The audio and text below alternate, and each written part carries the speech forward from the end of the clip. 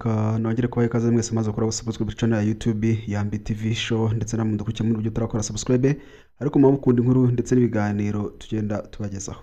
Uyu munsi rero twemeye kubagarura ya nkuru muhora mudusaba, inkuru ya Sumaya na Patrick yitwa urukundo rudacogora, akahora natewe n'urukundo nakunze Patrick. Tugiye kubagezaho rero ibice bya mbere 10 mubikurikire mwitonze mukomeze kuryoherwa. Nuko kandi subscribe kuri channel kugira ngo mukomeze gukurikira inkuru shyashya tugiye gutangira kujya tubagezaho. Ngiye basuhuza rero ni JD wanyu nk'ibisanzwe, ndabakunda kandi ndabakumbuye. Hanyuma rero reka mbaho umwanya mwiyumvire.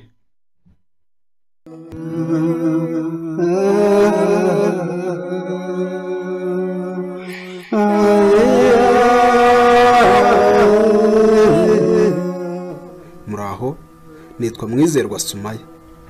Ndifuza kubagezaho amateka yaranze urukundo rwanjye n'umusore witwa Patrick.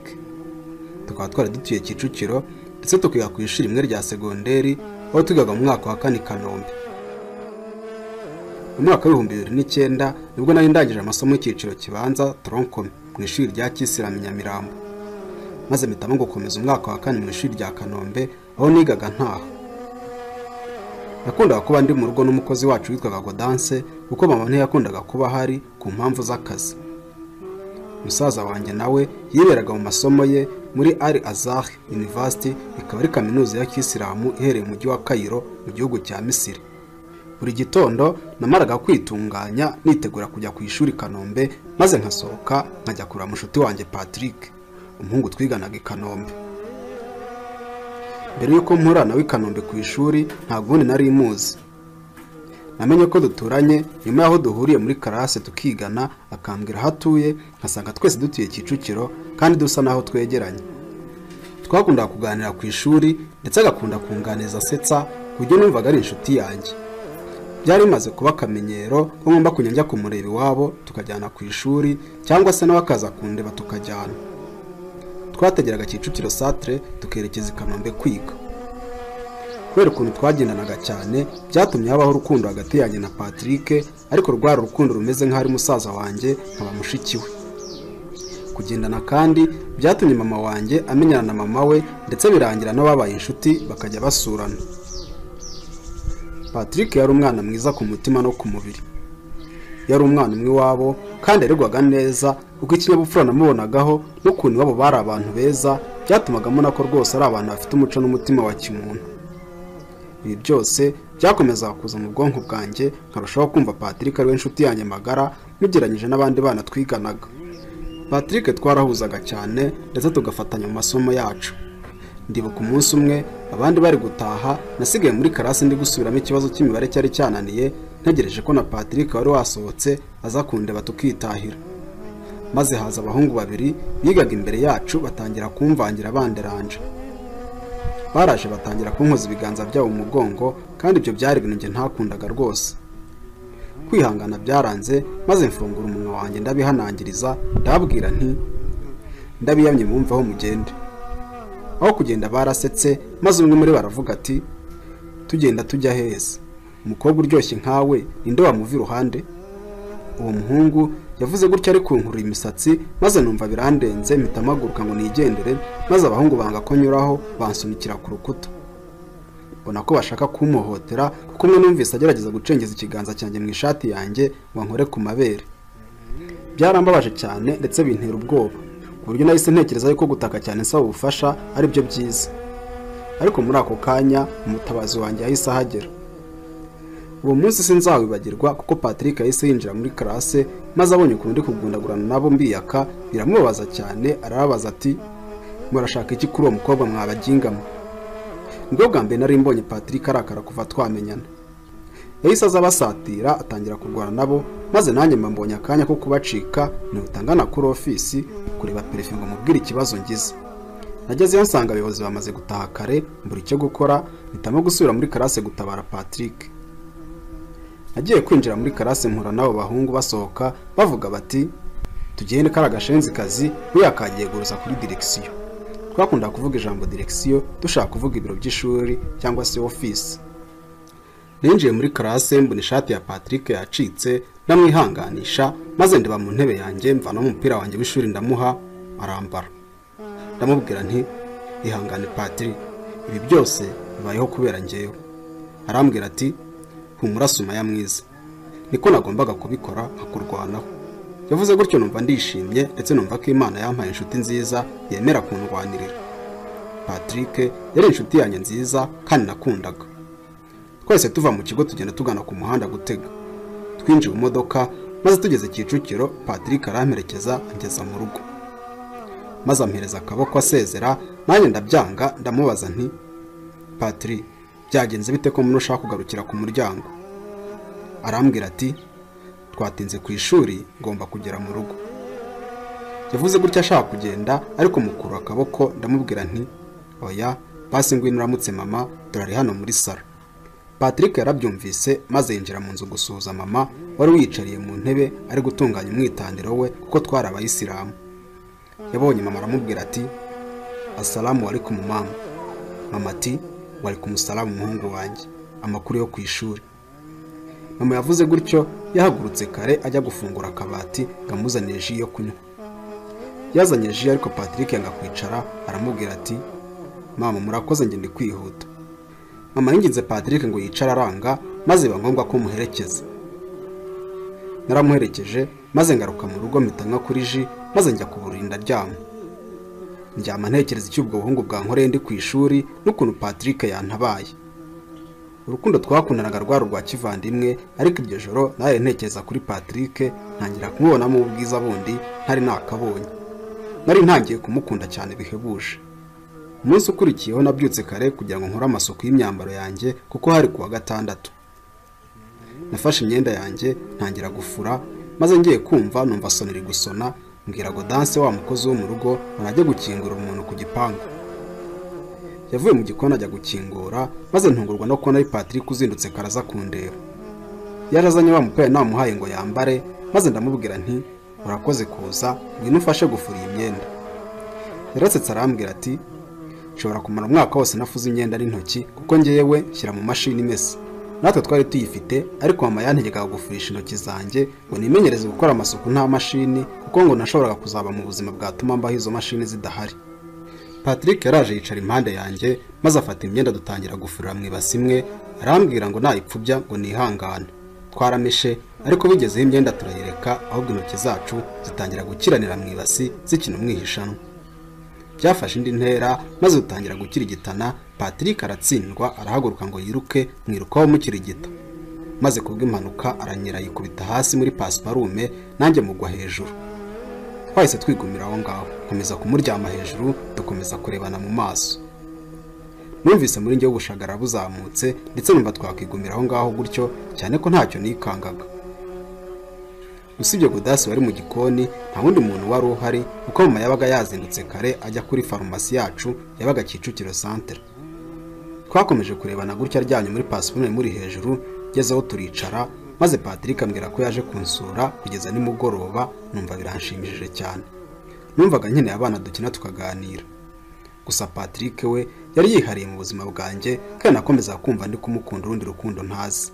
Twasubiye gufura maze tubirangije tujya kunywa icyayi. Godasi yari yamaze gutegura maze mubwira ko niba bishaka yaba yitemberera. Mubwiye ko ngira Patrick tugiye gufatanya tugateka. Godanse yarandutaga ariko akanyumvira cyane kandi yacishaga make. Kari akanya abonye ko gutembera maze ahita yitunganya aragenda, njye na Patrick twisigarira mu rugo. Twese dutangira gahunda yo guteka. Ndamubwira nti uyu munsi ndashaka kurya ibyo kurya watetse maze nkumva uko bimeze. Patrick araseka arambwira ati mu gutekaho ndi inzobere cyane, uyu munsi uraza kumirwa. Yavuga gutya ari gutunganya umuceri nanjye ndi gukata igitunguru ndetse inyanya nazo zari hafi aho nitegura kuzitunganya. Kubwo mwaku ndi gukata igitunguru nisanga icyuma cyanyuze mu rutoki kare. Umutobe w'igitunguru uvanze n'ubugi bw'icyuma byose byanteye uburibwe cyane, amaraso ari n'akavirirana. Patrick yarandebye arikanga maze arambwira ngo ihorere mama. Yahise ashaka agatambaro maze ahambira ku rutoki rwanjye kugira ngo amaraso adakomeza kuva. Arambwira gwihangane kandi byose bireke ndabitunganya njyenyine.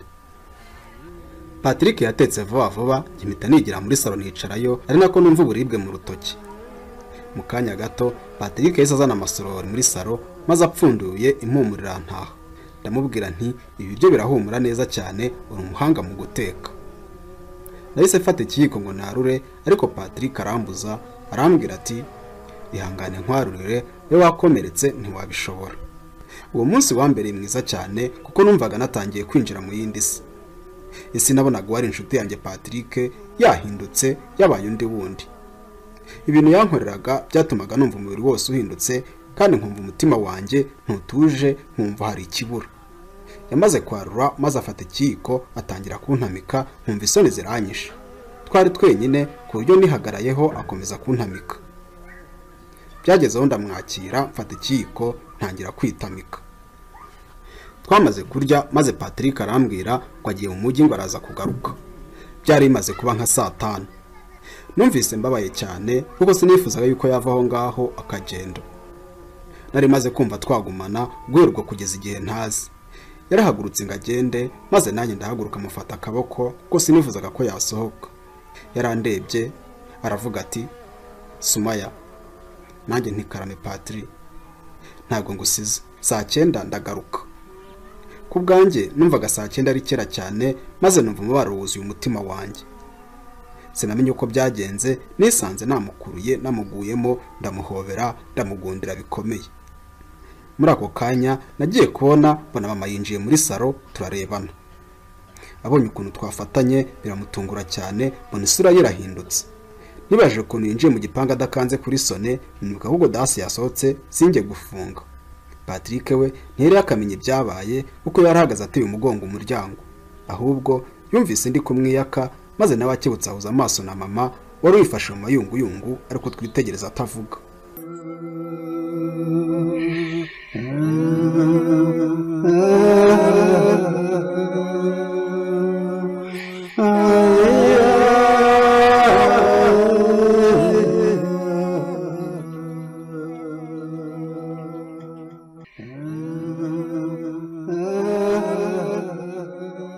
Nahise niyaka Patrick rero maze subira inyuma n'amasoni menshi nicara mu ntebe.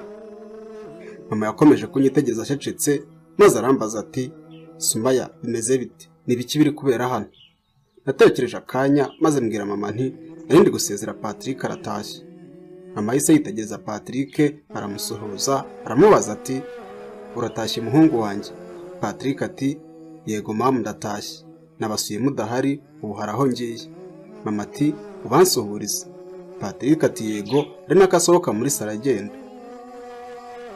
Mama yakomeje kunyitegereza nk'umuntu ufite ibibazo byinshi byo kumbaza.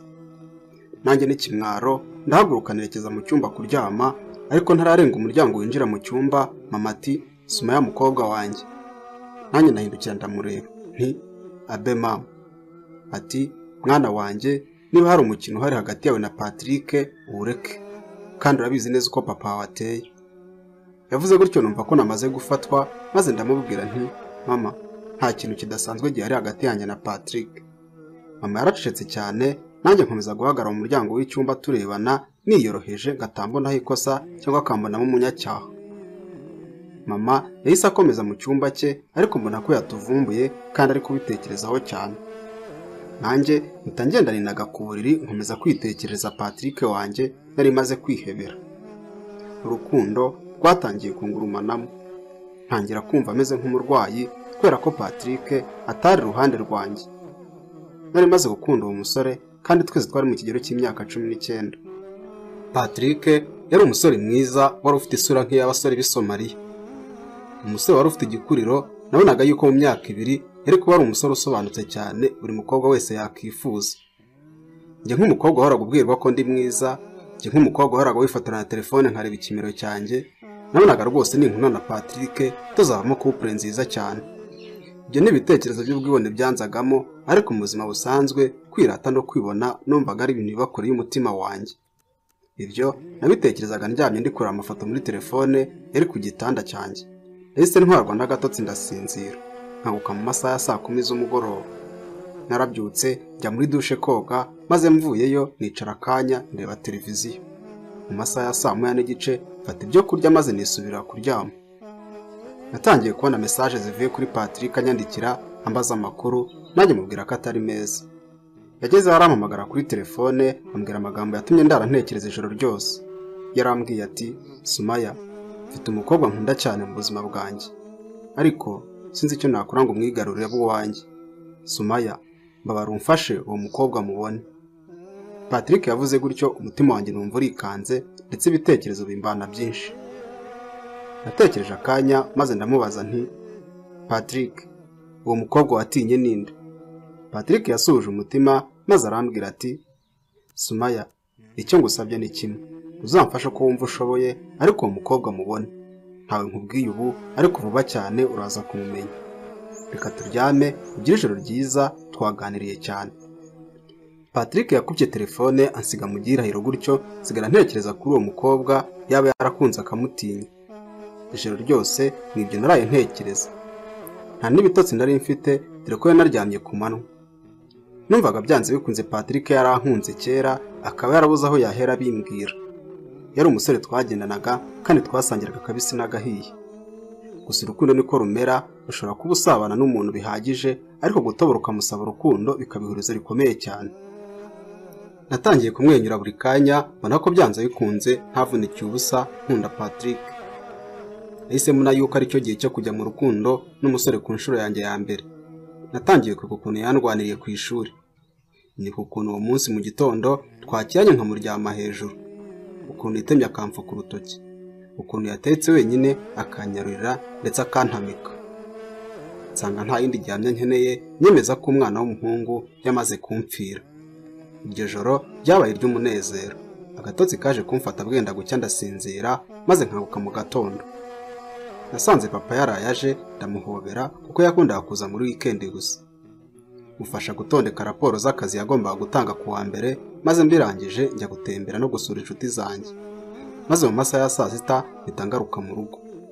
Nagarutse sanga papa na mama ntabahari, mbona ko bafite aho basohokeye, nanjye nigumira aho ngaho mu rugo banirebera filime. Mu gihe Godansi yari amaze kuzana amasorori ku meza, nafashe ikiyiko ndarura maze mbirangije numva Soni iravuze, sohoka ngira ngo nkingure ariko nsanga Godase yamaze gukingura. Ndebye winjiye bunana urukundo rwanjye Patrick. Uwo nari maze kwihebera. Yaraje aranyegera twinjira muri salo ariko mbona afite ibyishimo bidasanzwe, arankobera ahita nsoma ku itama, numva udusenyi twirutse mu maraso yanjye kandi umubiri wose uhita uzana urumeza. Narishimye cyane ariko numva nshatse kumucokoza, ngambwira uwo mukobwa yakunze ko nifuza kumva yatura izina ryanjye kankunda maze tukinjirana mu kinyenga cy'urukundo. Naramubajije nti, Patrick, noneho byagenze bite ko morale nk'iyi ntayikuziho? Yarandebye araseka arampobera maze aranterura, ariko nari mfite ibiro byinshi ahita nshyira hasi, arambwira ati, ndumva nishimye cyane uyu munsi. Ndamubwira nti, ngera yewe twese twishime. Yahise agenda aseka yicara mu ntebe z'imisego, ariruhutsa ari nakareba hejuru muri parafo maze aravuga ati, Sumaya, bwa nyuma na nyuma ubusabe bwanjye bwumviswe. Yavuze gutyo numva ngiye mu rujijo, ndamubaza nti, ubusabe ki kandi? Bararangije se wasabye akazi ahantu none wakabonye? Araseka aravuga ati, oya, nibijyanye n'ibyo naraye nkubwiye nijoro. Uriya mwana w'umukobwa Naomi mukunda kuba muri kumwe hariya ku ishuri, maze igihembwe cyose naramusariye buryo utabyumva. Nagerageje gukoresha amarenga nkabona ntabyumva. Ubu kuva ejo cyagiye ngusezera niwe nari ngiye kureba ndamwigisha, mbona ntari kubizamo neza. Mu gatondo niho nabyukiye muteye imirongo none ndabona yemeye. Ahwi, bega. Patrick yavuze gutyo umutima wanjye uhita umpondagura ntazi uko bigenze. Numva umugongo uracitse ndetse numva amarira atangiye kuzenga mu maso. Nahise numva umubiri wose ucitse intege, ngira ngo ibyo ndi kumva ni inzozi gusa. Nisanze nicaye ku ntebe ntazi igihe nahagereye. Apeti yo kurya ibiryo byari imbere yanjye niyo yabanje kugenda mbere y'ibyishimo byanjye. Yaravuze amagambo akomeretsa umutima ukunda, bikaba bikurushaho kumva ko yakunze umukobwa w'inshuti yanjye magara nka Naomi. Wari umutego ukomeye nguyemo ndetse n'ikigeragezo cyari kingoye kwihanganira. Numvise Patrick ambaza ati, bigenze bite Sumaya ko mbona ubaye nk'umurwayi? Namaze akanya nubitse umutwe mu maguru yanjye, amarira ari gutemba nk'umugezi. Patrick yahise azanyegera maze ahita yegura umutwe wanjye, turarebana arambaza ati, bigenze bite inshuti yanjye ubaye iki? Cyangwa urababaye kubera ko ntigeze mbikubwira ko nakunze Naomi? Naramubwiye nti, Patrick, reka njye kuryama ndumva umutwe uri kundya cyane. ndumva ntameze neza muri aka kanya. Patrick yarababaye ambaza niba akwiye kujya kunzanira imiti, ndamuhakanira. Nta wundi muti wari kumvura uretse we gusa. Nahise mpaguruka muri salo, ibyo kurya mbisiga ku meza nigira ku buriri ndaryama. Numvaga mbuze uwanjye, numva mbuze ibyiringiro mu buzima bwanjye. Nagendanaga na Patrick ngira ngo anyiyumvamo, nyamara we yararaga arota inshuti yanjye Naomi twiganaga. Nibaje ikintu cyatumye mukunda, nta kundi njyewe kiranyobera uko bitari ukwirarira. Nabonaga neza ko Naomi murusha uburanga ndetse n'igikundiro. Nibaje impamvu cy'abasore bandwanira, ariko Patrick we akaba atarangiriye ibyo byiyumvo. Nakomeje kwihundikiza ku gitanda, ariko amarira atemba ku matama yanjye. Nagiye kubona mbona message muri telefone iraje. Nyirebye mvuye kuri Patrick. Yarambwiye ati, Sumaya, ugerageze unywe imiti uraza gukira, kandi nizere ko ejo uzaba wakize tukajya ku ishuri. Naramwihoreye uko ibyo yambwiraga byose numvaga bitamfasheho namba, uko urukundo nifuzaga rwari rwibereye ahandi. Karagahinda gakomeye cyane umutima wanjye, kandi byari bigoye kubyakira. Umusore twagendanye, umusore wanyitangiraga, umusore wansuraga nkagira ngo arankunda, nawe yifitiye izindi nzozi. Ubanza yaramburaga nka mushiki we, ahubwo akaba ari njye wari warenze umurongo. Narasinziriye maze nkanguka mu masaha ya 2 nkanguwe na Godansi wari ukinguye urugi. Nahise mbyuka turarebana, maze arambaza ati, byagenze bite ko wiwe uryamye umunsi wose? Ndamubwira nti, ndumva ntameze neza mu mubiri. Godansi yivugiraga make, nta kindi yarengejeho. Yahise ambwira ati, mama na papa baragushaka muri salo. Maze ahita agenda. Navuye mu cyumba nza muri salo, ntungurwa no kubona Patrick akiri mu rugo. Ndabasuhuza, maze mama arambaza ati, Sumaya mwana wanjye, ko mbona wabyimbye amaso, ikibazo ufite ni iki? Ndamubwira nti, umutwe wirundya cyane, niyo mpamvu meze gutya. Papa yahise ambaza niba nanyoye imiti, ndamwemerera ntinayinyoye. Patrick nawe yari ko arambaza ati, urumva umerewe ute Sumaya? Ndamubwira nti, ndikumera neza. Yahise ahaguruka arasezera arataha, nanjye mfata ibyo kurya dore ko nawe nabwiriwe. Nararyamye ariko ibitotsi birabura, cyakoze nza gusinzira bwenda gucya. Bumaze gucya nariteguye ngo njye ku ishuri, ariko uwo munsi sinigeze njya kureba Patrick ngo tujyane. Ntabwo byari gukunda kuko papa yanjyanye ku ishuri mu modoka ye. Nageze ku ishuri maze nawe mbonye araza arampobera, arambwira ati, uyu munsi ndumva ari ibyishimo gusa, ndumva ntazi ukomerewe. Naramubaje nturashaka kuvuga iki? Arambwira ati, njye na Patrick ubu turi mu rukundo sha. Yambwiye gutya agira ngo ndishima, abona ahubwo isura yanjye irijimye. Naramubwiye nti, ngaho nimuryoherwe mu rukundo. Nuko mpita nikomereza mu ntebe yanjye nicaragamo. Naho byaramutunguye yiyemeza kunkurikira, arambaza ati, Sumaya, ko buri utishimye kandi bitewe n'iki? Naramwihoreye nifatira amakaye yanjye ntangira kwisomera. Nawe ahita agenda ajya mu mwanya yicaragamo. Mu kanya gato Patrick yarinjiye, maze araza yegera Naomi bavugana akanya gato, maze araza aranyegera ambaza amakuru, ndamubwira ngo ni meza, ambaza impamvu namusize nkaza njyenyine, ndamubwira ni nazanye na papa. Namubwiraga gutyo nkugiye mu bitabo byanjye mwereka ko ntamwitayeho. Saa 4 zigeze twarasohotse mpita njya muri kantine njyenyine, kandi buri ntago byabagaho ko njyayo njyenyine ntari kumwe na Patrick. Navuye muri kantine ndi kugenda, numva umfasha akaboko, nkebutse mbona ni Patrick. Arambaza ati, kuki wijyanye muri kantine ukansiga? Ndamubwira nti, waruhuze kandi njye mfite note ndi kwandika nshaka kurangiza uyu munsi. Patrick yarabonaga ko nahindutse. Numvaga ari byiza kubahungira kure bose, ko kubabona bafatanya agatoki buri kanya baganira amagambo y'urukundo hafi yanjye byari kunkomeretsa bikangira umusazi. Nakundaga Patrick byo gupfa. Kuva icyo gihe kongera kugendana nawe byarahagaze. Kwitaba telefone ye ndabyirinda, kandi ubutumwa bugufi bwose yohereje nkabwirengagiza. Patrick yarabimenyereye, abona ko namwiyomoyeho, nyamara urukundo rwabo rwakoraga mbireba bakarushaho kuba agati k'inkubirane. Ibi bintu byaranshenguraga umutima wanjye, intimba ikaba igihoraho muri njyewe. Ntabwo aka kanya wenda wowe unyumva wabyiyumvisha, ariko namaze igihe kitari gito mfite intimba, kuko kuva mu wa 4 kugeza mu wa 6 Patrick yaragikundana na Naomi, kandi nanjye numvaga urukundo nakunze Patrick rwaranze kumvamo. Nari nsigaye meze nk'uwarwaye ahamuka, kuko ubona nakundaga ariko uryoshya n'undi muntu, numvaga birenze imitekerereze yanjye. Umunsi umwe mu gihembwe cya 3 gisoza umwaka wa 6, Naomi yantumyeho ngo tuganire. Maze saa 4 mu gihe cy'akaruhuko tujya inyuma ya karase twicara hari ikigega, maze mutega amatwi ngo numve icyo ambwira. Yarambwiye ati, Sumaya, uri inshuti yanjye ikomeye cyane nagize mu buzima. Uyu munsi naguhamagaye ngo tuganire, ngira ibyo nkwibariza. yaramubwiye nti nanjye nguteze yombi. Naomi yarambwiye ati umaze igihe kitari gito warahindutse, ubumwe n'ubusabane twari dufite ntabwo nkibona, kandi nubwo utakinyikoza ndakora nkabona ikibazo muri wowe n'ubundi uracyagifite. Tugiye kwinjira mu bizamini bya leta, ndashaka ko ubyinjiramo utuje, mbwira ikibazo ufite nkugire inama. Nasuje umutima maze ndamubwira nti Naomi, njyewe meze neza cyane, nta kibazo na gito mfite. Naomi yarababaye arambwira ati warahindutse cyane, usigaye warize no kumbeshya utarabikoraga. Kuva kera ndakuzi, njyewe wishimye uko umeze, nzi kandi ufite ikibazo uko umeze. Mbwira ikibazo ufite kandi kirahari ndabiruzi. Numvise ibibazo bye bindambiye, ndahaguruka ngo ngende, ariko Naomi ankurura akaboko, ndamubwira nti Naomi, ndekura ngende, nakubwiye ko nta kibazo mfite, urashaka nkubwira ikibazo ntafite? Naomi yarabyanze maze arambwira ati ndakuzi neza wimbeshya nshuti yanjye, ufite ikibazo. Numvise intimba inyuzuye umutima maze nitegereza Naomi, nsanga ndi kumubwira nk'uwatombotse kandi amarira ashoka. Ndamubwira nti nta kibazo mfite, ahubwo ikibazo ni Patrick. Ndamukunda cyane. Patrick ndamukunda cyane. Patrick maze imyaka 3 yose mukunda, kandi numva ari we buzima bwanjye. Gahunda kuno ngende, ikibazo mfite urakimenya. Nagiye kurangiza ayo magambo Naomi yahindutse, yababaye cyane, yameze nk'uwakubiswe n'inkuba. Umubabaro wari wuzuye umutima we, ndetse amarira atangira gushoka ku matama ye. Naomi ntiyari yiteguye igisubizo kimeze gutyo.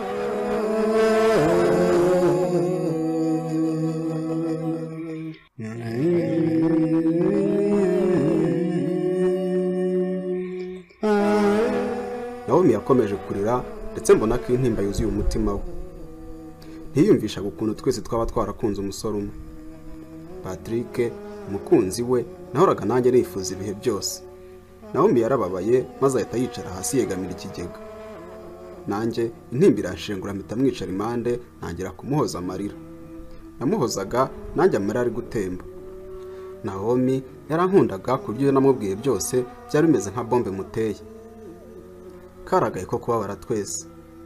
Nahise yicara impande ya Naomi maze musaba ko yatuza agashyira umutima hamwe. Naramubwiye nti Naomi, wihangayika. Patrick nawe yahisemo, kandi ko yaragukunze si icyaha cyawe. Ndagusabye ukomeze umukunde, umuhe urukundo rwuzuye. Nimumerana neza nanjye nzishima. Namaze kumubwira gutyo, mbona ko akomeje kugira umubabaro mu mutima we, maze nigira inama yuko nava aho ngaho nkamusize wenyine akabanza akaruhuka. Narahagurutse, ariko Naomi nawe ahita ahaguruka mfata ishati, yubika umutwe ku rutugu rwanjye, akomeza kurira, nanjye amarira arongera arisuka. Twararize ku buryo buri wese muri twe yatoje ishati ya mugenzi we. Wari umunsi w'umubabaro n'agahinda ku mpande zombi. Naomi yaracecetse maze arambwira ati ndakwinginze umbabarire Sumaya. Mbabarire kuri buri kimwe cyose cyabaye. Mbabarira kuba narakubabaje imyaka yose. Ubu ngombe ntandukane na Patrick byanze bikunze. Ndamureka muguhe kuko ugomba kubana nawe kugira ngo uzagire ibyishimo mu buzima. Patrick niwe byishimo byawe. Yambwiye gutyo numva nababaye, ndamubwira nti ibyo ntabwo ari byo Naomi. Patrick aragukunda cyane kandi ni wowe yahisemo. Ntabwo ugomba kumureka kuko nubikora nawe arababara. Jyewe nkunda nk'inshuti yisanzwe, ariko wagukunda nk'umukunzi we. Sigaho utamubabaza rero. Nakomeje Naomi kugira ngo adatwarwa n'umubabaro maze akora icyo atatekerejeho. Nahise mukuru akaboko ndamubwira nti ndagusabye wirinde Patrick atamenya amakuru yose. Twese tugenda tujya mu ishuri, dusanga abandi bari kwiga kuko bari barinze bava gukina, twe tukiri hanze. Uwo munsi urangiye twaratashye nk'ibisanzwe. Maze ninjoro ndi mu rugo, mbona muri telefone yanjye nakundaga gusiga mu rugo, mbona hajemo message, ndebye mbona ivuye kuri Patrick. Nagize ubwoba, ndibaza nti se Naomi yababwiye Patrick ibi byose. Nabonyemo message yanteye agahinda uwo mugoroba. Yari Patrick wambwiraga ati ndagukunda nshuti yanjye kandi ndagukumbuye. Sinzi icyo nagukoreye cyatumye uca umubano hagati yanjye nawe. Nkumbuye Sumaya, umwe twajyaga dufatanya guteka. Nkumbuye Sumaya, umwe twahoraga twigira hamwe muri class. Nkumbuye Sumaya, umwe twajyaga dukirana. Ndumva nkumbuye Sumaya, umwe twajyaga dufurira hamwe imyenda. Nkumbuye uwo Sumaya wa kera. Sinzi ko azigera agaruka. Ubutumwa bwa Patrick bwankoze ku mutima, ntangira kwibuka ibihe byahise. Ntangira kwibuka uko nari mbanye neza na Patrick. intimba yanshenguye umutima wanjye nisanga muri ari gushoka ku matama yanjye. Patrick yarandi mu maraso nubwo nihagararagaho. Mu gitondo cya kare nasubiye ku ishuri kandi twari dufite amateste. Nakoze teste ya mbere neza ndasohoka njya kwicara hafi y'ikigega ngombe ndeba mu ikayi kuko twari dufite indi teste ya kabiri uwo munsi. Narakebutse ngo ndebe uwo numva inyuma yanjye burani Patrick wahagaze. Arambaza ati teste y'uyu munsi yagenze ite? Ndamubwira nti yagenze neza. Ati se twakwigana niba ntacyo bigutwaye? Ndamubwira nti nta kibazo rwose. Yanyicaye impande turigana maze igihe cya teste kigeze tujya muri teste turakora nk'ibisanzwe. Nahise nyana nsohoka mu kigo ngo ntahe maze murana Naomi nawe aje yihuta arambwira ngo uyu munsi aransura iwacu arataha nimugoroba. Ku ishuri twavaga mu masaha ya saa 8. Twese dutega twerekeza mu rugo ariko uwo munsi wabaye utangaje. Ninjiye mu rugo ndi kumwe na Naomi maze mbaye nkinjira mu muryango ngira ngo amaso yanjye ari kureba nabi. Nagize ngo ndi kurota kuko nabonaga sinizeraga yuko ari Yusufu musaza wanjye bigaga i Kayiro mu Misiri. Naramubaje nti ni gute uza mu Rwanda utambwiye koko? Musaza wanjye arambwira ati nifuza ko bikubera surprise. Narishimye cyane turahoberana maze mbwira Naomi nti suza musaza wanjye ubungu bavuye kwiga muri Egypt. Barasuzanyije maze musaza wanjye aramubwira ati nitwa Yusufu, Sumaya ni mushiki wanjye. Undi ati nitwa Naomi, Sumaya turigana. Twasohoje na mama ndetse na Godanse maze turicara. Twasanze biteretse ibyo kunywa turanywa ndetse turarya maze bidatinze Naomi ahita asezera aragenda nsigara ngana na musaza wanjye Yusufu. Mama yarambwiye ngo ninjye kwiga nitegure teste, ndamubwira nti Yusufu yaje. Arambwira ati musaza wawe aracyahari ugomba kujya gusubiramo amasomo muzamuganira. Nahise njya mu cyumba ntangira kwiga. Nyuma yaho twakoze amateste rero ararangira. Naje kumenya ko musaza wanjye afite amezi 7 yose agiye kumara numva biranshimishije cyane.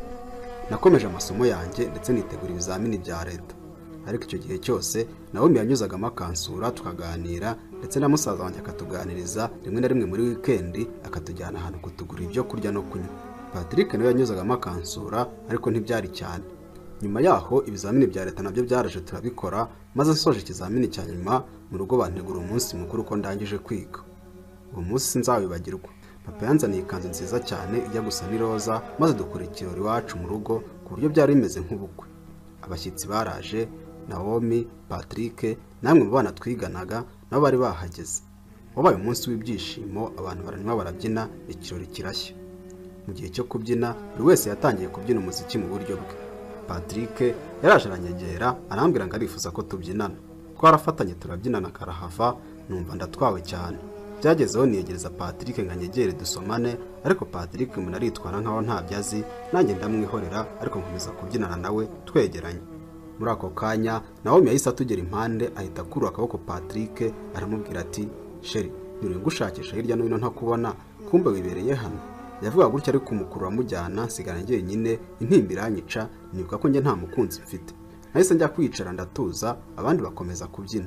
Haciye mu mwanya utari muto nakebutse hirya gato mbona Naomi na Yusufu bahagaze baganira sinabitindaho komeza kwirebera abandi uko babyinaga. Mu kanya gato nahise mbona Patrick aje aho ndi arambaza ngo Naomi ari hehe. Ndakebuka ngo ndebe aho yarari ariko nawe na musaza wanjye ntabahari. Nahise mbwira Patrick ko ntazi aho bari maze mpita mpaguruka musiga aho ngaho ndagenda. Nagiye ngiye kureba ahantu bagiye maze ngeze inyuma y'inzu ndatungurwa. Nabonye Naomi na musaza wanjye bapfumbatanye bari gusomana birantungura cyane. Nahise mpamagara Naomi mu izina maze bose barakebuka turarebana. Nahise numva ngize umujinya mwinshi cyane. Nahise nkatanga ruko nari nicaye ariko nibaza ukuntu Naomi na musaza wanjye baba baramaze kujya mu rukundo. Nagiye kumva numva umpamagara nkebutse mbona ni Patrick ugarutse. Arambaza ati Naomi ntawe urambonera ko ndi kumuhamagara no kuri telefone ntayifate. Natekereje akanya ndamuhakanira ndamubwira nti ashobora kuba yatashye ntawe ndabona. Sinashaka kubabaza umutima wa Patrick kuko yakundaga Naomi cyane byo gupfa. Yamenya yuko ari kumwe n'undi musore byari kuba bibi cyane.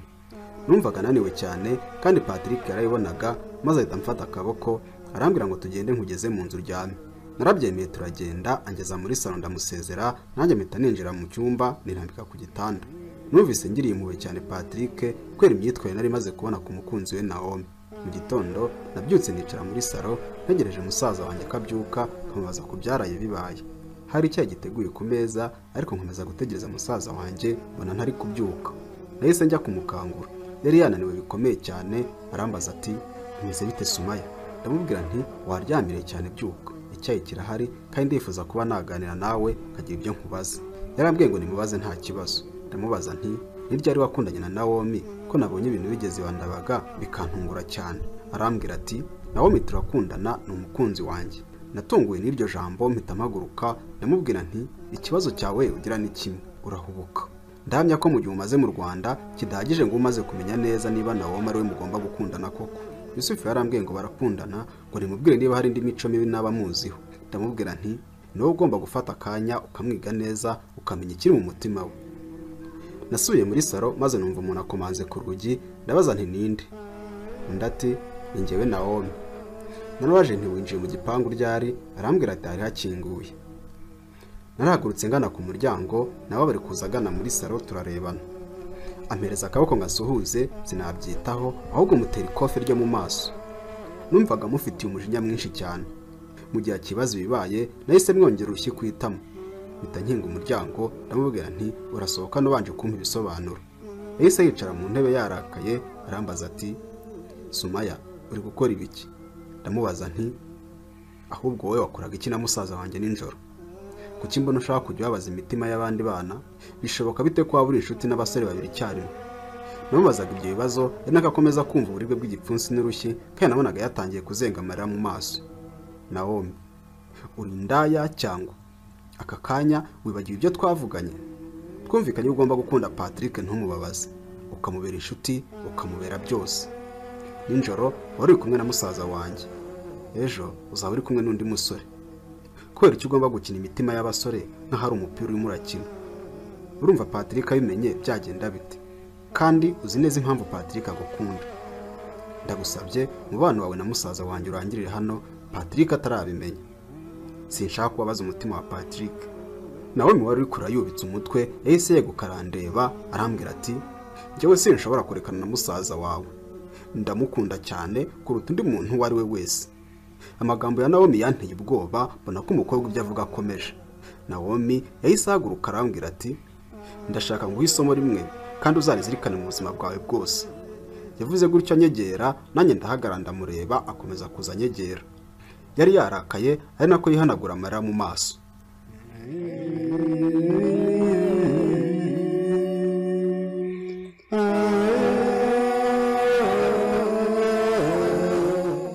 Naomi yaraje aranyegera maze afata ishati arambaza ati urankunda? Ndamubwira nti kuva kera kose twari inshuti nziza kandi amakosa ukora ntiyambuza kuba inshuti nawe. Naomi yarambwiye ati ikiranga umuntu ni uko akunda kandi gukunda guhoraho. Nakunze Patrick imyaka 3 yose, ubu mfite impamvu ngomba kubona urukundo rushyashya. Naomi yavuga gutya amarira atemba ku matama ye. Nabaje Naomi nti Naomi ubu ntabwo ufite ikibazo? Patrick aragukunda kandi n'umwana mwiza ndabizi. Yise aca mu ijambo arambwira ati kubugitekereza gutyo nimwe mu mpamvu nahisemo kumureka. Imico myiza n'imyifatire bye biguhora mu maso, igihagararo cye n'uburanga byose biguhora mu bitekerezo. Sumaya biragoye ko wakwibagirwa Patrick, biragoye ko wazigera wishima. Reka ngumane na musaza wawe mukunde kuko nifuza ko nawe ukundana na Patrick, umuhungu w'inzozi zawe. Sumaya ibi byose ndabikora ku bwawe.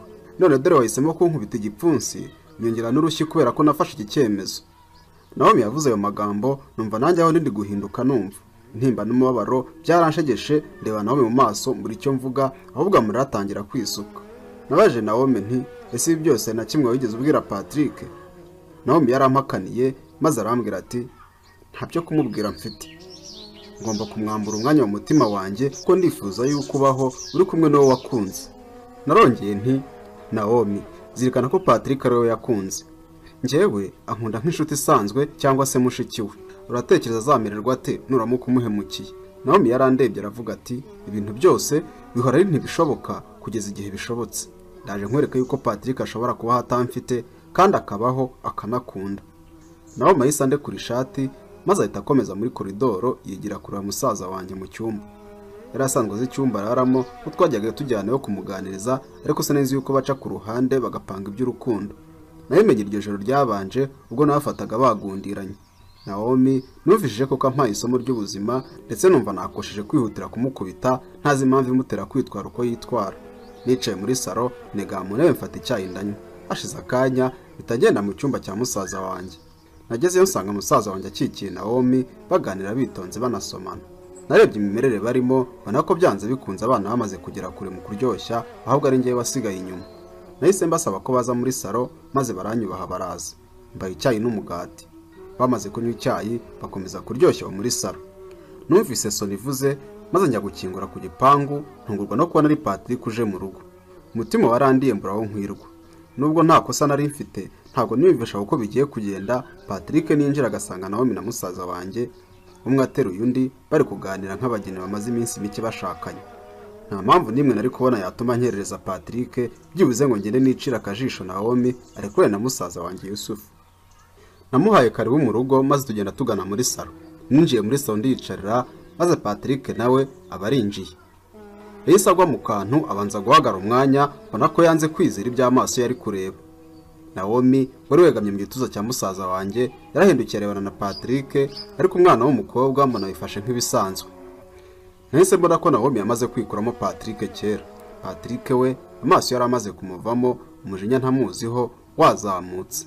Yahise agenda yihuta afata amashati musaza wanjye ati urakora ibiki na sheri wanjye. Nabonye bikomeye mpita nihuta mfata Patrick mukurura n'imbaraga musubiza inyuma ndamubwira nti have utagira icyo ukora. Patrick yararakaye cyane agerageza kunyiyaka ariko ndamugundira. Musaza wanjye nawe ahita ahaguruka arahagarara. Abaza Naomi ati uyu kandi arashaka iki? Naomi yabuze icyo avuga maze Patrick abwira Naomi ati mubwire yewe Naomi babara umubwire. Mubwire uwo ndi we atazava anyibeshyaho na rimwe. Abasore bubu musigaye mwaraje gusenya iby'abandi bubatse. Musaza wanjye Yusufu yumvaga ashaka kumenya ibiri kuba kuko yagira mu Rwanda yabonaga Patrick na Naomi akabona batari kumwe kandi yari wa muntu uba wihugiyeho ku buryo kumenya amakuru menshi ku bantu bitamubagaho. Iby'urukundo rwa Naomi na Patrick nta kintu yari abiziho. Nagize akoba kuko nabonaga imvuru zishobora kuvuka mu rugo. Patrick yari yarakaye bikomeye cyane. Naomi umukobwa wavugiragaho yabwiye amagambo Patrick numva ayo magambo ameze nk'ari ibikoma by'ibirunga musutseho kuko nibyo biherana umuntu nyuma yo kumubabura.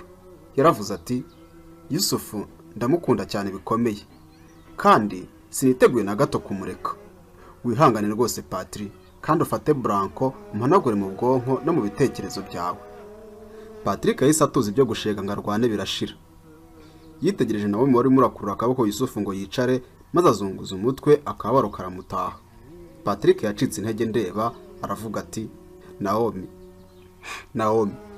niwe kuko kunkorera ibi ngibi? Urakoze cyane Naomi ndagushimiye cyane. Yavugaga yihanagura amarira mu maso maze atasohoka muri salo aragenda. Ariko nanjye kwihangana birananira ndamukurikira. Nagiye muhamagara maze ageze kuri porota yarakebuka arandeba arambwira ati Sumaya ibi byose byabaga gutyo ureba ntumbwire. Wari inshuti yanjye nizeraga, inshuti twabaye. Nawe akajya mbeshya akankunda agaca ku ruhande agakora biriya ntunambwire. Sumaya warahemutse. Ariko nyine niko wagomba kubikora kuko akundana na musaza wawe. Patrick yambwiye gutyo habaye cyane maze ahita asohoka aragenda. Ndihuta ngo mushyikire ariko nsanga ntibishoboka. Numvise mbabaye ariko mbura icyo gukora nisubirira mu nzu. Nageze mu nzu usanga naho byakomeye. Naho mpagaze yegamye ku rukuta ari kurira arambwira ngo umusaza wanjye yarakaye cyane ari kumwita indaya. Musaza wanjye ntiyari muri salo yari yagiye mu cyumba. Mu gihe ntarasubiza Naomi bana musaza wanjye aje afite urufunguzo rw'imodoka bigaragara yuko agiye. Naomi yahise amukurikira maze undi ati please ndagusabye ntunkoreho. Nasigaye aho nabuze icyo nkora maze Naomi n'amarira menshi arambwira ati mbabarira unsabye imbabazi kuri musaza wawe. Namuremye agatima nti tuza aragukunda ndabizi uburakari nibushira ndagusabira imbabazi. Musaza wanjye yari yamaze kujya mu modoka yagiye. Naomi asigara ngaho twicaye mu ntebe bigeze haransezera yitahira wabiremera. Mu masaha ya 2 z'ijoro papa na mama baraje maze ndabasuhuza.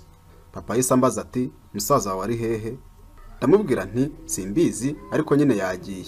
Yise ajya mu cyumba nanjye mfata telefone ndamuhamagara ariko nimero ze sanga zavuyeho. Amasaha yakomeje kwicuma ngiye no kurya birananira. Byageze nka 4 papa araza arambaza ati musaza wawe ntaragaruka. ndamubwira nti buriya ari mu nzira aza ntabwo ndamubona. Narongeye mpamagara nimero ye numva ntiriho. Papa yahise yiryamira, ngiye nguma muri salo ntegereje ko agaruka. Bidatinze agatotsi karantwaye nkanguka mu gitondo. Ntungurwa no kubona naraye muri salo, ariko nibuka ko naharaye ntegereje musaza wanjye. Nahise nihuta njya kureba mu cyumba cye. Nkinguye mbona yiryamiye rwose nta kibazo, numva ndishimye cyane.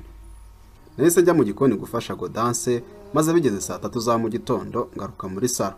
Nsanga musaza wanjye yabyutse, ndamubaza nti waraye hehe? Telefone zose wari wazikuyeho, bite byawe?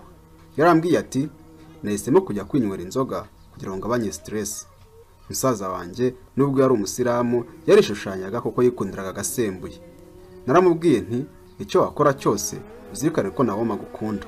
Yahise ambwira ati sinshaka kongera kumva iryo zina mu matwi yanjye. Ndamubwira nti hari impamvu biba byagenze kuriya, ariko umenye yuko ari wowe yahisemo. Ariko musaza wanjye antera utwatsi arambwira ati mu buzima bwanjye nanga umukobwa w'indyarya. Twakundanye ngira ngo ni umuntu muzima, nawe yari afite undi musore bihererana nawe akamubeshya. Nagende nzakunda abandi. Tukiraho ntaragira icyo mvuga kindi, nahise nakira message ivuye kuri Patrick imbwira iti please ndagusabye uze mu rugo aka kanya kuko numva gushaka. Nahise mwandikira nti ndaje mu kanya. Nuko bitamaguruka nitegura kugenda, ariko mbanza kubwira musaza wanjye nti ibyo utekereza byose uzirikana urukundo rukomeye Nawomi agukunda. Nawomi yaragukunze bikomeye cyane akurutisha Patrick. Mubarira umwumve. Musaza wanjye nabonye atekereza akanya, ariko ngiye kumva numva rukomanza urugi. Navanyeho ridombura ni Nawomi ugarutse, maze muha karibu. Musaza wanjye amubonye nawe yihagurukira agenda agana muri koridoro wegire mu cyumba cye. Nawomi yaramuhamagaye maze undi aranga aragenda. Numva nanjye birandenze, mpitahamagara Yusufu n'umujinya, maze arahagarara akebuka aratureba. Nawomi ati mbabarira ndagukunda. Umutima wanjye urababaye kubera wowe. Ndakwinginze ntiwongere gutera indi ntambwe umpunga. Nawomi yavuga gutyo yakubise amavi hasi, ari n'akamarira amanuka. Musaza wanjye yarabibonye mbona ko bimukoze ku mutima, araza amufata amaboko yombi, aramuhagurutsa aramubwira ati wirira ndakubabariye kandi ndagukunda. Bahise bahoberana baguma bahagaze, ariko Nawomi yarakirira. Ubanze yararizwaga n'ibyishimo, ariko niyumviye musaza wanjye abwira Nawomi ati ndagukunda. Nanjye ndababwira nti muri couple nziza cyane. Nanjye nahise nerekeza kwa Patrick, maze nakirwa n'umukozi mubaza aho Patrick ari, arambwira ngo ari mu cyumba cye. Nahise ngerayo nsanga araryamye yiyoroshe ishuka. Ndamubaza nti umeze ute ko waryamye nk'umurwayi? Arambwira ati ndumva umutwe uri kundya cyane. Narebye ku ruhande hasi kuri tapi, mbona harunze amacupa 5 y'inzoga yanyoye, mbona hateretse n'indi y'igice, mbona ko yamunaniye. Ndamubwira nti ndabona wanyoye inzoga nyinshi cyane. Arambwira ati numvaga ari bwo buryo bworoshye bwo kugabanya ibibazo Nawomi yanshizemo. Nigute atekereza kubemukira kuriya kandi twari tubanye neza? Ni iki namukoshereje gituma nkobetse umutima bigeze hariya? Yambaza gutyo ndi kumukoza agatambaro gatasuye mu mutwe ngo ngabanye ubushyuhe namwumvanaga. Ndamubwira nti nta kindi cyo gukora ufite usibye kuba wakwihangana ukwemera impinduka. Abakobwa ni benshi cyane, uzabona undi wo gukunda. Namaze kumwitaho maze ndamubwira nti ndagiye. Ariko ngize ngo ndashingura ikirenge, ahita nkurura akaboko arambwira ati Sumaya please wisiga hangaha, ndagusabye gumana nanjye. Numvise ari ikigeragezo kuko umwanya wari ikibazo kuri njyewe.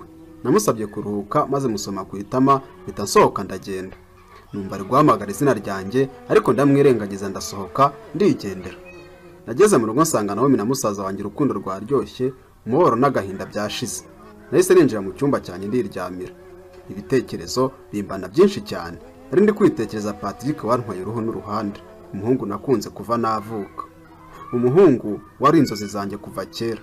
Natekereje ukuntu yankuriye ngo ngumane nawe, numva ndi kugarura icyizere. Numvaga byibuze umunsi umwe nzahagarara nkasomana nawe, ishavu n'agahinda bitwikiriwe n'umubabaro uhoraho bigashira mu mutima wanjye. Agatotsi karantwaye ndasinzira, ariko nongera gukanguka bwenda gucya, numvise telefone yanjye iri gusona, ndebye ubona ni Patrick uri guhamagara. Nitegereje telefone maze gukanda buto yitaba, numva birananiye rwose. Numvaga ndi kwibaza ikintu Patrick agiye kumbwira, igitima kiradiha ku mutima nti ese noneho Patrick yaba agiye kwatura ijambo rimpoza umubabaro.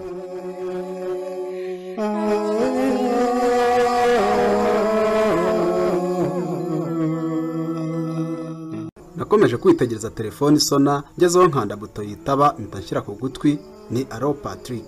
Patrick ati waramutse Sumaya? Ndakangutse ndakubura, narotaga turi kumwe. Nanjye nti inzozi niko zimera, ariko urabizi ko nagusezeye nimugoroba. Patrick ati ndabyibuka neza ko nakwinginze ngo ugume hano uranga. Ndamubwira nti nagomba kubikora kuriya ko nagomba kuza gukora imirimo mu rugo. Nakomeje kuganira na Patrick ariko numva afite amatsiko yo kumva ambwira ko nkumbuye ngo nkunde njye kumureba. Numvise anshimira kuba naraje kumureba nkamukandakanda maze asezera atambwiye ngo nongere musure, numva ndababaye cyane. Nari nahiye mushyotori nkumva buri kanya twaba turi kumwe. Iminsi yakomeje kwicuma, nkomeza kuba hafi ya Patrick wari ukirwana no kwiyomora igikomere yatewe na Naome wari usigaye yiryohereza na musaza wanjye Yusufu. Ku ruhande rwanjye numvaga nkomeje kuvunika kubera ukuntu nakundaga Patrick rwakomezaga kwiyongera, ariko nkubona cyamfata nka mushiki we. Nabonaga ari ntagira icyo nkora ngo mubwize ukuri, nzashiduka yamaze kwikundana n'undi mukobwa. Buri munsi napaga yuko uri buze kwira bimubwiye, ariko twaba turi kumwe nkona nindi tobora nkarivuga, bishobora kuba iherezo ry'ubucuti bwanjye nawe. Umunsi umwe ndi mu rugo nagiye kubona mbona ka message muri telefone, ndebye sanga ni Patrick wari unyandikiye ambwira ati Sumaya, ndifuza ko usanga mu mujyi tugasangira ifunguro rya nimugoroba. Nani sigaye narabaye umucakara w'urukundo ku buryo niyo ari kumpamagara saa 6 z'ijoro nari kubyuka nkajya kumureba. Numvise ari akanya keza mbonye rero ko guhura nawe tukaganira. Nahise nambara umwenda wo gusohokana ijoro maze nditunganya neza, mbona ko rwose nanjye nteye amabengeza. Nageze muri salo, musaza wanjye ambonye aratangara, arambaza ati noneho ugiye ko wambaye bidasanzwe. Ndamubwira nti ubu inshuti zanjye zantumiye tugiye gutarama. Yahise ambaza ati nshobora kukugezayo? Ndamubwira nti nta kibazo rwose. Twese dusohoka maze tujya mu modoka twerekeza mu mujyi, maze mpamagara Patrick anyobora hari club yagiye kunyweramo. Musaza wanjye yangejejeyo maze ahita asigaye arigendera.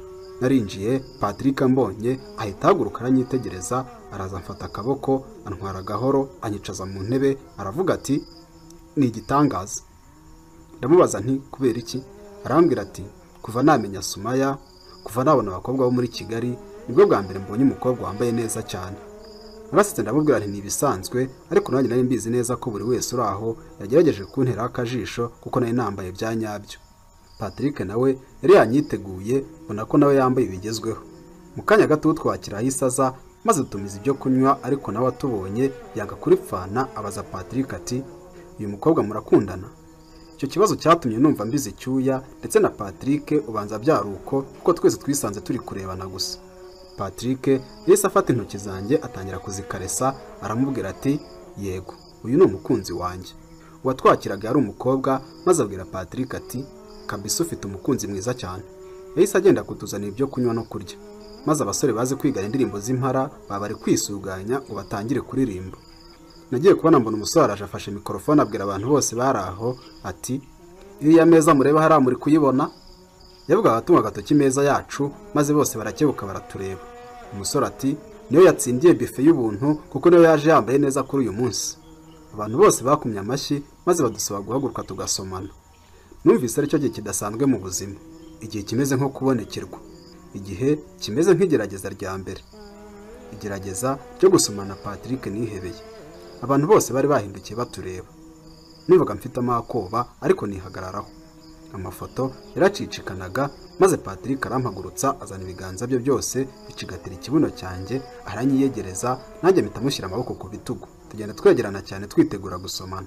Nahise mfunga amaso niteguye kumva hano hari umutima nsoma ku minwa.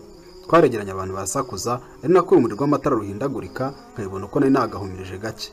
Twageze muri zero distance, ntungurwa no kumva Patrick asomye ku itama. Abantu ntibabibonye kubera imirabyo n'amatara, maze bakuma amashyi cyane. Nuko abasore batangira kuririmba indirimbo z'impara, natwe dutangira kubyina. Abantu bose bahise bahaguruka no batangira kubyina. Gusa numvaga ari ikibura uko ndi kwibaza impamvu Patrick yanze kunsoma ku minwa. Haciye mu mwanya turi kubyina, maze Patrick arambwira ati Sumaya, wowe uri igiciro cyinshi mu buzima bwanjye. Sinzi niba ibyo mvuga usanzwe ubizi. Narabaje ni kubera iki kandi uri kuvuga gutyo Patrick? Arambwira ati igihe nikigera uzabimenya.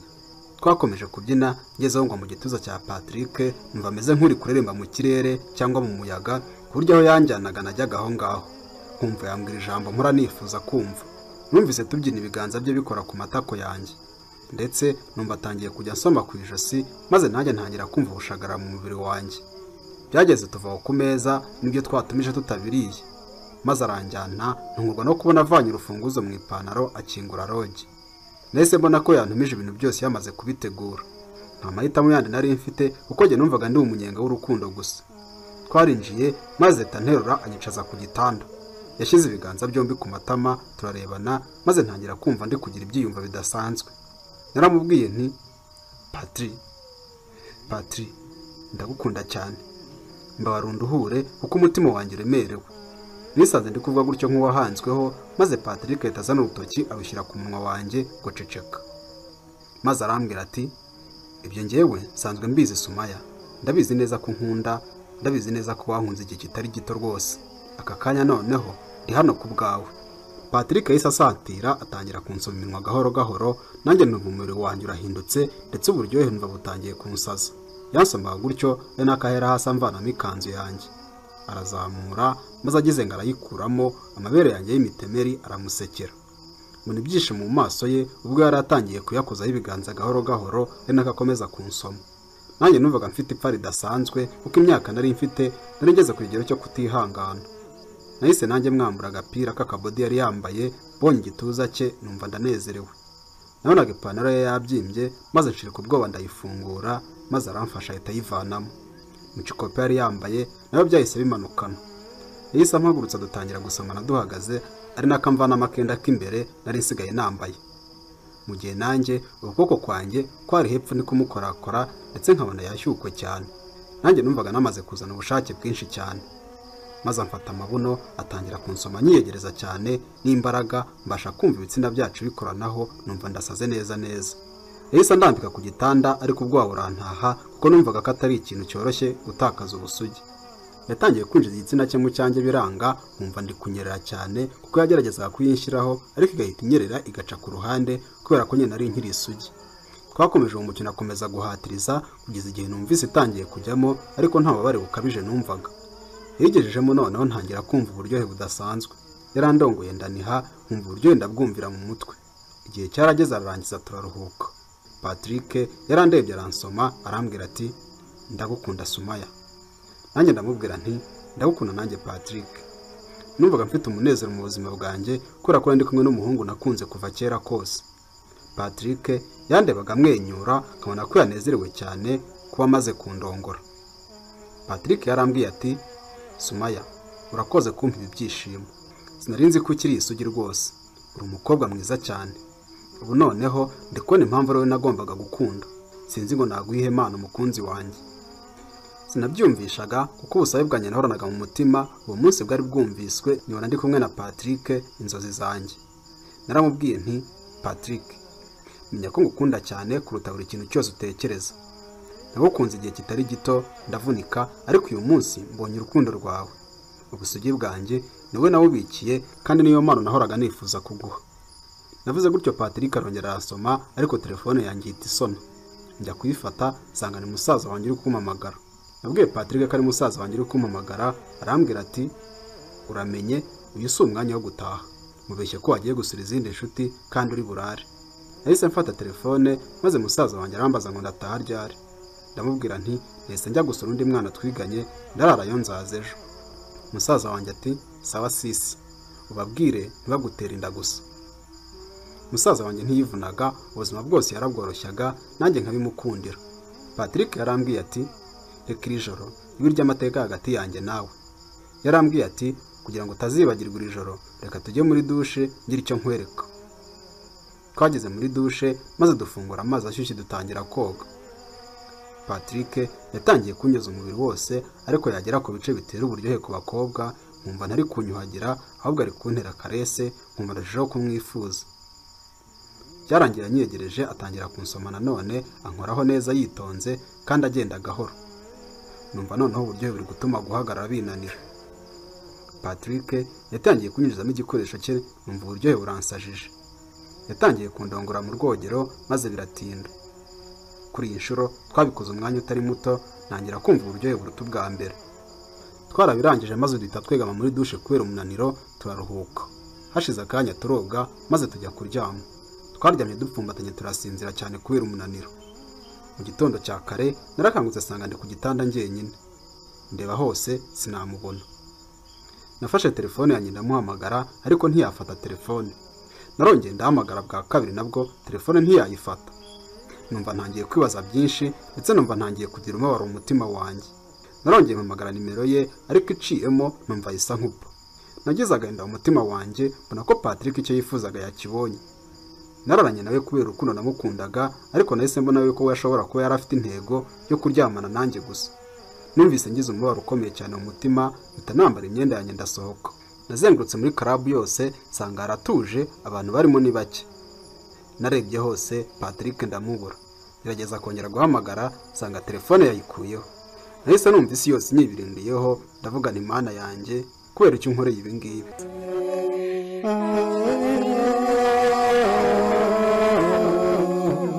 Nabonye ko Patrick amaze kunsambanya agahita acika. Numvise ngize umubabaro ukomeye cyane, ndibaza niba mpemukiye gutya ninde muhungu wo kwizera. Nahise sohoka ngenda ngana hanze, ariko ngiye kumva numva umuntu amfashe ku rutugu. Narakebutse urani Patrick turarebana, arambaza ati kuki warunsize. Nanjye ndamubaza nti kuki se yo wantaye mu cyumba ukagenda. Arambwira ati nabyutse kare njya gukuzanira akantu keza. Nari narakaye cyane sinabyitaho, ndamubaza nti kuki naguhamagaye ntufate telefone, maze arambwira ati telefone yanjye yibwe nayibuze ntayo mfite. Natekereje akanya mbona ko ibyo Patrick avuga ari byo, maze mpita mufata akaboko ngo dutahe, ariko tubanza guca mu iduka rya telefone agura indi telefone yo gukoresha, ndetse tujya no gukora simu swap ya nimero ye.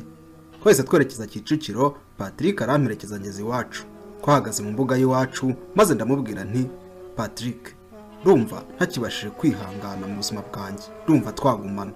Patrick yahise asoma ku itama, ariko nanjye mpita mukurura amashati musoma ku munwa.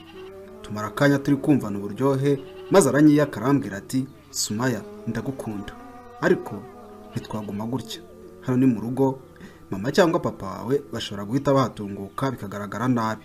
Narongeye ndamusoma ndamubwira nti sawa bye. Ahita agenda, nanjye ninjira mu nzu. Ninjiye mu nzu nsanga musaza wanjye yicaye, Naomi nawe amwicaye impande. Naomi yankubise ijisho aramwenyura, ndabasuhuza n'ibyishimo byinshi, maze Naomi arambaza ati noneho bimeze bite ko mbona wishimye cyane?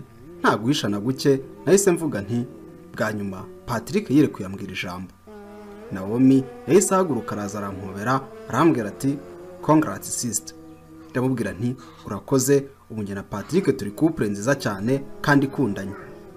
Naomi araseka arambwira ati burya sha nawe mwarambeshyaga mugakundana mu ibanga ntabizi Nahise nseka maze njya mu cyumba guhindura imyenda.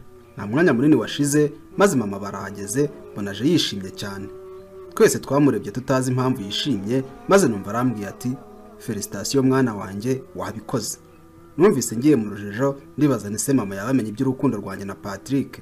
Mama yaricaye maze aravuga ati ubusomana na Naomi mwese mwagize distinction mu bizamini bya leta. Ngira Naomi twese dusimbukira hejuru kubera ibyishimo. Twumvise tunezerewe kuko umusaruro w'imvune zo ku ishuri wari ubonetse. Umunsi wabaye w'ibyishimo, maze mpamagara Patrick ngumubwira uko byifashe, mboneraho mubaza amanota yagize, ariko telefone ye ntiyayifata. Nahisemo kumwandikira message ariko ntiyayisubiza, mpitamo kwituriza numva ko byanze bikunze niba ubutumwa atabubonye ari bubone akaza kunsubiza. Nakomeje kwizera ko bitinde bitebuke ndibuze kuba ndi kumwe n'umukunzi wanjye Patrick, ndetse tukongera tukagira n'ibyishimo by'ubuzima. Ninjoro narahamagaye nabwo Patrick ntiyafata telefone. Nongera kohereza za message ariko ntiyansubiza. Numvise mpangayitse cyane, ndetse bakarusho hashize iminsi 4 muhamagara nkumva nimero ye ntiriho. Nahise nanzura kujya kumureba iwabo nkamubaza uko byamugendekeye. Nafashe inzira ndagenda. Nageze iwabo sanga hariyo nyina. Ndamusuhuza maze arambwira ati ngo haye ikaze mukobwa wanjye. Ndamubwira nti murakoze. Nicaye mu ntebe nzanira icyo kunywa, arambwira ati mbere na mbere ariko ndagushimira ko waratsinze ikizamini cya leta. Ndamubwira nti murakoze cyane. Twasangiye ji ari nako tuganira inkuru zitandukanye. Nagezeho ndamubaza nti mama ko mbona mu rugo hatuje cyane, Patrick ari hehe? Namubaje gutyo shaka kumenya aho urukundo rwanjye Patrick ari, uko nari mukumbuye bihebuje. Mama we yarandebye aratangara, arambaza ati ntabwo yigeze agusezera se? Yavuze gutyo numva umutima wanjye urikanze, ndamubaza nti ansezera? Nabonye nyina atabyumva neza, arambwira ati nari nzi ko yagusezeye, twamwohereje kwiga kaminuza muri Amerika. Nguko yansubije maze agasakame nari mfite karanshika kikubita hasi. Uruzi rw'amarira ruhita rwisuka, ntangira kurira kubera umubaro mwinshi wahise utaha umutima wanjye. yarandebye arambaza ati Sumaya bigenze bite kurira cyane? Mu by'ukuri nawe ntiyari yiteguye ko nshobora kubabara bigeze aho ngaho. Naramubajije nti mama ibyo ko Patrick yaragiye? Nisanze mubaza gutyo kuko numvaga ari kumbeshya. Yarambwiye ati yego mwana wanjye amaze iminsi 3 yerekeje muri Leta z'Ubumwe za Amerika, agiye kumara igihe kwa shangazi we amufashe gushakisha kaminuza yo kwigamo. Sinamenye imbaraga zanshiti aho zavuye, nisanze nahagurutse ndi kwihuta ngo nsohoke, ariko mama wa Patrick aramfata arambwira ati wibabara mwana wanjye, ngira ikibazo ufite cyari cyo. Naramubwiye nti mama jye na Patrick twakundanaga kandi twe twarapanze ibintu byinshi cyane, ni gute adashobora gufata telefone muhamagaye yarangiza akagenda atanansezeye koko? Amarira akomeza gushoka ku matama yanjye, numva sinshobora guhozwa umubabaro ukomeye ndi kumva mu mutima wanjye. Yarambwiye ati ihangane mwana wanjye, buriya yaribagiwe ariko urekeraho kurira kuko azagaruka. Nasubiye mu rugo numva nacitse intege umubiri wose. Ngezeyo ndongera hamagara nimero, ni wenda yabare ijyanye muri Amerika ikaba ikiri ku murongo, ariko sanga nticamo. Umubabaro wakomeje gushingura umutima wanjye ndetse amarira akomeza gutemba ubudakamo. Nibaje niba ibyo napanze nawe byose bibaye impfabusa. Nibaza niba icyo yishakiraga kwari ukuryamana nanjye, cyane ko ngiranyije n'iminsi yari amaze agiye, nabonaga ko twavuye muri rogi yitegura urugendo. Nahisemo nako byose yabiteguye kera, kandi n'ubundi naryoshyeka gutya amanota maze umunsi umwe asohotse njye ntaramenya ibyabaye. Nabonye yuko we byose yari yarabitunganyije kera. Patrick yarambeshye bikomeye, ambera inshuti yanteye gikomera uwo munsi. Nagiye mu cyumba cyanjye mfata ifoto ye ndayitegereza, umva umubabaro uranyishe. Ndamubwira nti ni gute wansiga Patrick mukunzi wanjye, byangenze bite ngusige mu gahinda nkaka? Untera ishavu nkire. Amarira yatanyaga ku ifoto ya Patrick, mwitegereza agahinda ari kose. Nabaje Patrick ntamureba, mutura agahinda kanjye adahari. Namwibukije urukundo namukunze atanyumva, mwibutse ibihe byiza twagiranye atanteze amatwi. Wabaye umunsi w'agahinda gasaza. Umunsi natangiye kubona yuko abahungu bose ari abahemu. Umunsi numvaga Patrick ambereye umuhemu, ariko nkumva ndacyamukunze cyane. Numvise umutima wanjye uremerewe maze ndyama ku buriri, nkigaragura ku gitanda kubera umutima wanjye wandyaga. Narikingiranye ngo hatagira unyumva, ubwo nageraga aho ngaturika nkarira kubera agahinda. Numvise ukomanga ku muryango w'icyumba cyanjye, ndabyuka ndakingura mbona ni mama. Aranyitegereza ubona ko mfite ikibazo maze arambaza ati bimeze bite, warwaye? Ko mbona wacitse intege cyane, bimeze bite? Mama yavuga gutya nkorakora ku itama, mu gahanga no mu gituza ngo yumve ubushyuhe mfite mu mubiri. Naramuhakane ndamubwira nti nta kindi kibazo mfite usibye umunaniro gusa. Arambwira ati witegure ko isaha n'isaha ubona buruse yo kwiga muri kaminuza. Ndamubwira nti yego byanze bikunze bazayima. Mama yarambwiye ngo nitegure mu kanya turagira Rubavu tujye gusura umucanga wo ku Kivu turuhukireyo, kandi ngo n'uwo munaniro mfite uraza gushira. Nabaje mama nti none se papa we bimeze bite? Arambwira ati uyu munsi ntari bari ku kazi nawe turajyana, bwira Godanse na musaza wawe mwese mwitegura urugendo. Sinatinze nahise njye nambwira Godanse na musaza wanjye bona barishimye cyane, ariko njye numvaga bitamfasheho na gake kuko nari nibabarijwe n'ibyo ubona haye umutima wanjye, nkamuha umwanya wanjye nkanongeraho kumuha ubusugi bwanjye. Yarantaye nk'isogisi rishaje akura indege akigendera. Numvaga mfite ibitekerezo byinshi cyane. Mu masaha ya 5 papa yari yahageze kare, kandi twese twari twamaze kugera mu modoka turi kwerekeza mu majyaruguru y'igihugu tugana iwabo w'ubwiza Igisenyi, ahantu heza cyane ho kuruhukira. Ibyo nari mbizi ko ari heza, ariko uwo munsi numvaga nibereye mu gahinda. Twageze ku Gisenyi, papa na mama badusiga aho ngaho ku mucanga bajya kuzana ibyo kunywa. Musaza wanjye na Godanse bo bari bamaze kwinjira amazi, mu gihe njye niyicariye kuri cya gisima ndeba bari koga, numva nabihiwe cyane. Mama na papa bahise baza, maze ndagenda afata ji yo kunywa ndetse n'amasambusa yo kurya, bita nicara mu dutebe tw'ibyuma duteye muri pasiparume. Ari nako ndeba musaza wanjye na Godanse boga, mu gihe mama na papa batemberaga ku mucanga bafatanya mayunguyungu, nkabona ko bafitanye ibanga ry'urukundo ryatumye baniyunga bakatubyara. Nkicaye aho nagiye kubona mbona haje umusore w'igikundiro kandi wakoze umubiri, yambaye ikabutura itose, kandi nahoze mubona nyitegereza ubwo yari gusimbuka ku gisima bwo mu mazi na bagenzi bari koga. Iraje iranyicara impande, gusa sinari imuzi. Arambwira ati ndabona byanze bikunze ufite ibibazo Narakebutse mwitegereza amasegonda make, ndamubwira nti nta kibazo mfite. Mpita nongera nirebera bari koga mu Kivu, ndeba n'uburyo imihengeri igenda mu Kivu. Umusore arongera aranshotora, arambwira ati oya wimbeshya, ndabona neza ko isura yawe nta byishimo igaragaza. Narongera ndakebuka ndamubwira nti wa muhungu w'ibite byawe ninde wakuntumye? namubwiraga gutyo n'umushiha mwinshi ari nako nyabuka nkirebera mu kivu, ariko umuhungu mbona bifashe nk'ibisanzwe. Arongera arambwira ati uri umukobwa mwiza cyane bihebuje, uzi yuko kugaragara nk'utishimye bishobora gutera ishavu n'umuntu mutaziranye nkanjye. Yambwiraga gutya amwenyura, nyamara njyewe iryinyo ryari ku rindi numva nifitiye agahinda. Naramubwiye nti ushatse waba ugiye kuko numva nshaka umutuza aka kanya. Namubwiranye agasuzuguro nshaka ko ahaguruka akagenda kuko sinifuzaga kuvuga. Umusore ntiyanyumvise, ahubwo yarongeye ati umva nkubwire sister, gabanya uburakari, itegereze aya mazi, urebe ukuntu umuyaga uhuha, urebe uyu mucanga mwiza, wumve n'akayaga ka hano. Iyo niyo twita relax ya hano Gisenyi. Ndabizi neza ibibazo biraza gushira. Nahise mpaguruka mva aho ngaho kuko yakomezaga kwigira mwiza cyane kuri njyewe. Nahise nkurikira mama hari, ambonye arambwira ati soma ya mwana wanjye ko mbona wowe utajya mu mazi nk'abandi. Ndamubwira nti ndaraniwe cyane, ahubwo mureke dutahe. Navuga gutyo ndi kumucaho ngenda. Ndamubwira nti ngiye kuba ngenda muraza kunsanga mu nzira.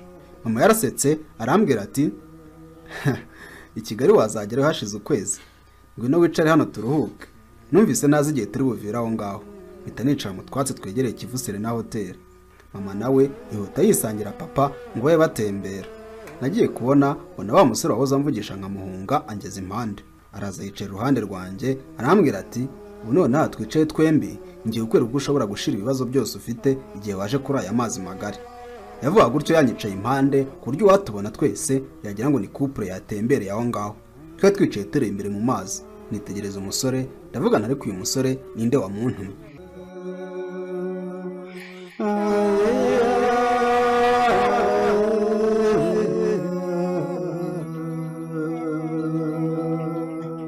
Umuhungu yatangiye kumbwira ibyiza byo kwicara ku Kivu, ariko sinari mwitayeho. Nabonye ko uwo muhungu icyo ashaka ari ugutereta, kandi njyewe numvaga ntashaka kubona icyitwa umuhungu impande yanjye. Nahise mpaguruka musiga aho ngaho yicaye, ndigendera nsanga musaza wanjye na Godansi aho bari bavuye mu mazi bari kunywa ji barya na sambusa. Twahamaze akanya gato, ubu maze kuba nka saa 11, maze tujya mu modoka duca hari restaurant dufata ibyo kurya, maze twerekeza i Kigali. Twageze i Kigali umaze kuba ninjoro, duhita twerekeza Kicukiro mu rugo, mpita nirambika ku buriri kuko numvaga n'ubundi naniwe. Iminsi yaricumye, musaza wanjye asubira i Kairo mu Misiri, nawe nje nza kubona buruse yo kwiga muri Kiste, ndetse na Naomi nawe yarayibonye tujya kwiga hamwe. Mu gihe nari ngeze kaminuza, nakomeje gushakisha uburyo bwose nabona Patrick ndamubura. Facebook ye yakoreshaga ntiyari igikora, naramwandikiraga ntansubize, kandi nta n'ikintu yashyiragaho ngo mbone ko wenda nyihurira ku bushake. Mama we yamaye nimero ya telefone, amana email akoresha ari muri Amerika, ariko nabwo ibi by'ubusa ko namwandikiraga ntasubize, nanahamagara nimero ye umva nticamo. Nashakishije uburyo bwose bushoboka navugana na Patrick, ariko biranga. Ibi byose byatumaga numva umutima wanjye ubabaye, kandi nkumva amasomo yanjye ya kaminuza ari kunanira. Icyakurikiyeho ni urugendo rwo kwikuramo Patrick, usibye ko rwasaga nk'urudashoboka. Musaza wanjye yamaze amezi 3 yonyine mu Misiri, maze agaruka mu Rwanda. Yantumyeho ndetse asaba ko naza ndi kumwe na Naomi, nanjye nkora kuri Naomi turagenda. Turi mu nzira na Naomi tugana mu rugo kureba musaza wanjye, Naomi yaje kumbaza ngo nyina Patrick dufite uwe mupango wahazaza.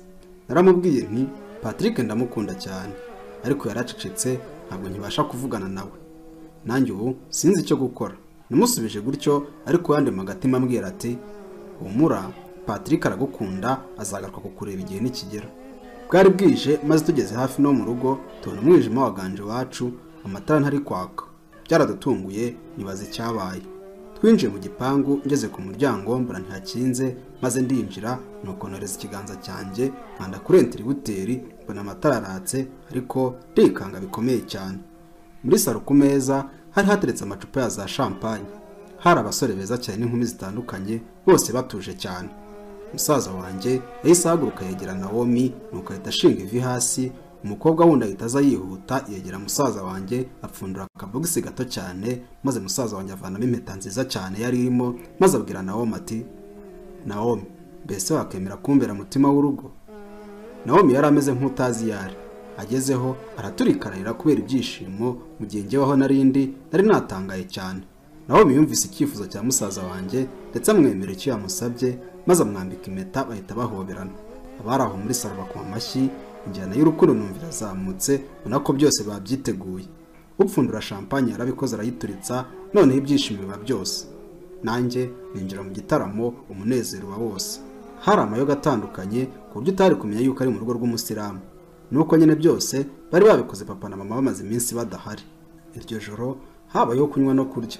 Bamwe barasinda ariko nyine uko byagombaga kugenda ko twese twari urubyiruko. Bamwe batashye mu masaha ya saa sita z'ijoro, abandi barara mu rugo. Njye na Naomi twaraye mu cyumba kimwe, maze mu gitondo bucya dusubira ku ishuri. Twageze ku ishuri mpita nerekeza muri library nshakisha igitabo cyo gusoma. Nagiye ku murongo nk'abandi gusinyisha ko igitabo nkijyanye. Namaze umwanya maze gusinyisha ndasohoka ndagenda. Nageze hanze library ndi kugira n'inshuti zanjye dushaka gusohoka muri kaminuza ngo tujye Nyamirambo. Numva umuntu ankoze ku rutugu ndahindukira, mbona ni umusore ariko mwitegereje mbona si ubwa mbere mubonye. Naramubaje nti amakuru, ati ni meza. Arambaza ati ese uranyibuka? Mu by'ukuri nabonaga amaso ataraye. Nuko ndamubwira nti ndabona ntibuka neza aho nakubonye. Yahise ambwira ati twahuriye ku Gisenyi, wari warakaye icyo gihe ariko noneho ndabona utuje. Byarantunguye cyane nuko ari wa musore twigeze guhura ku Gisenyi, akajya nshotora nganiriza nkamwihorera. Nahise mubaza nti kuva ryari muri Christ? Arambwira ati muri Christ mumaze igihe, ndi mu mwaka wa nyuma. Nahise mubwira nti sinari mbizi, nanjye ndi mu mwaka wa mbere, reka ngende tuzasubira. Namuhaye akaboko musezera ngo nihute shyikira inshuti zanjye zarigeze hirya zingendera gahoro gahoro. Yanze gufata akaboko ahubwo avanamo telefone mu mufuka arayimpereza. Arambwira ati iyi telefone ni iyawe, wari uyitaye muri library ku meza aho twasinyishaga ibitabo. Naratunguye cyane ndeba mu gasakame mbona ntayirimo koko, ndetse nibuka ko muri library nari nyifashe mu ntoki. Nakiriye telefone nitegereza umusore ndamubwira nti ntiwabyumva ariko ndagushimiye cyane. Yarambwiye ati nta kibazo ni ibisanzwe. Ahita ampereza ikiganza arambwira ngo yitwa Sam. Nanjye ndamubwira nti nitwa Sumaya. Aramwenyura arambwira ati guhera uyu munsi Sam na Sumaya babaye inshuti. Nanjye ndamwenyura numva ko kuko amazina yacu afite injyana. Narihuse njye nasanga inshuti zanjye, maze Naomi ntiyatinda ahita ambaza ati uriya musore ko mbona mu birimo neza umuziranye ryari ko mwaganiraga musekerana? Naramwenyuye ndamubwira nti ni umuvandimwe usanzwe, twahuriye ku mucanga Gisenyi, none ntunguwe no kumubona hano. Naomi nabonaga afite akantu ko kutizera ibyo mubwiye, mu gihe abandi turi kumwe bari bari kumbwira ngo nimfatireho. Twaragiye dutembera Nyamirambo, tugaruka bwije, maze nongera hamagara nimero ya Patrick numva iciyemo ariko ntiyayifata. Numva nanone nshengutse umutima, ndongera hamagara bwa kabiri camo ariko ntiyayifata. Mpitamo kubereka ndituriza, nta gutuza kundi mvuga usibye kureka guhamagara ariko kumutekerezaho. Namutekerezaga buri segonda. Nagiye kumva numva message iraje muri telefone, maze mpita nyifungura nsanga harimo ubutumwa bugira buti amakuru Sumaya, ndizera ko umeze neza, njyewe Sam.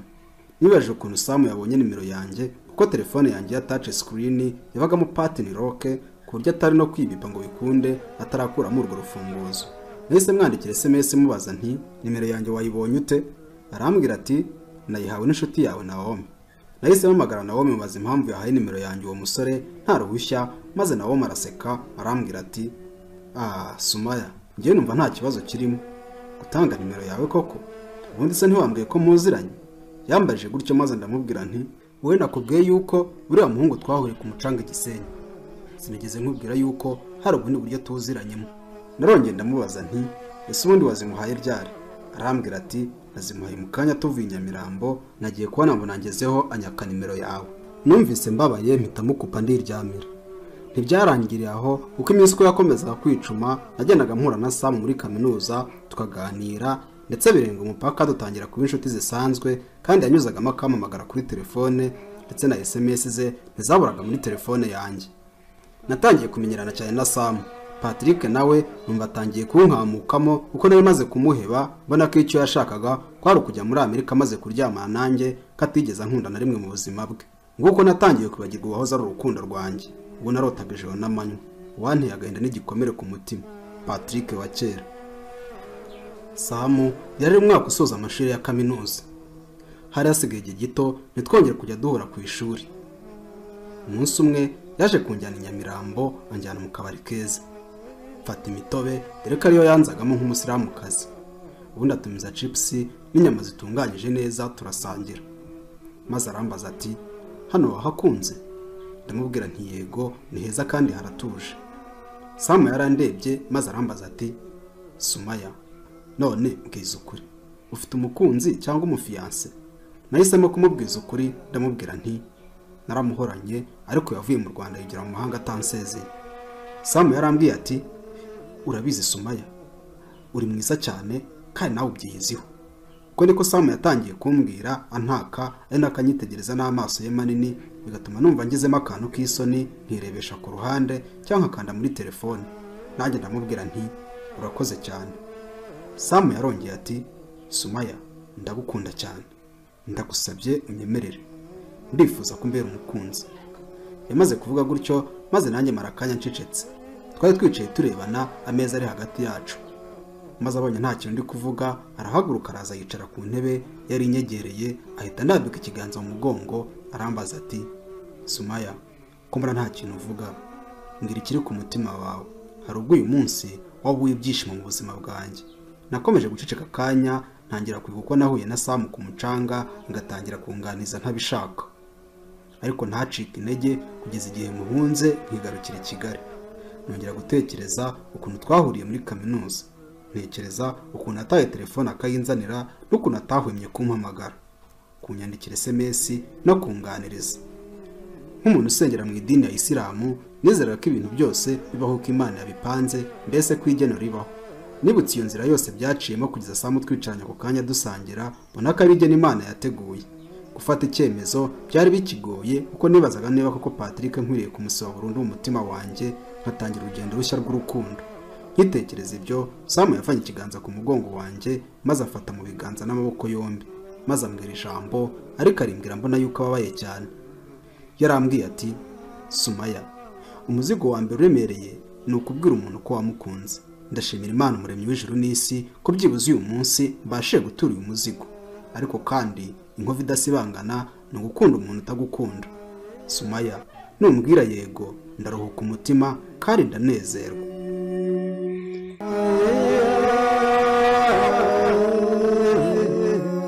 Samu yambwiye ayo magambo, ariko numva ibitekerezo bimbanye byinshi. Nisanze nahagurutse nshaka kugenda kuko numvaga bindenze kandi nta gisubizo numvaga nshaka kumuha, ariko Samu amfata akaboko ambuza kugenda.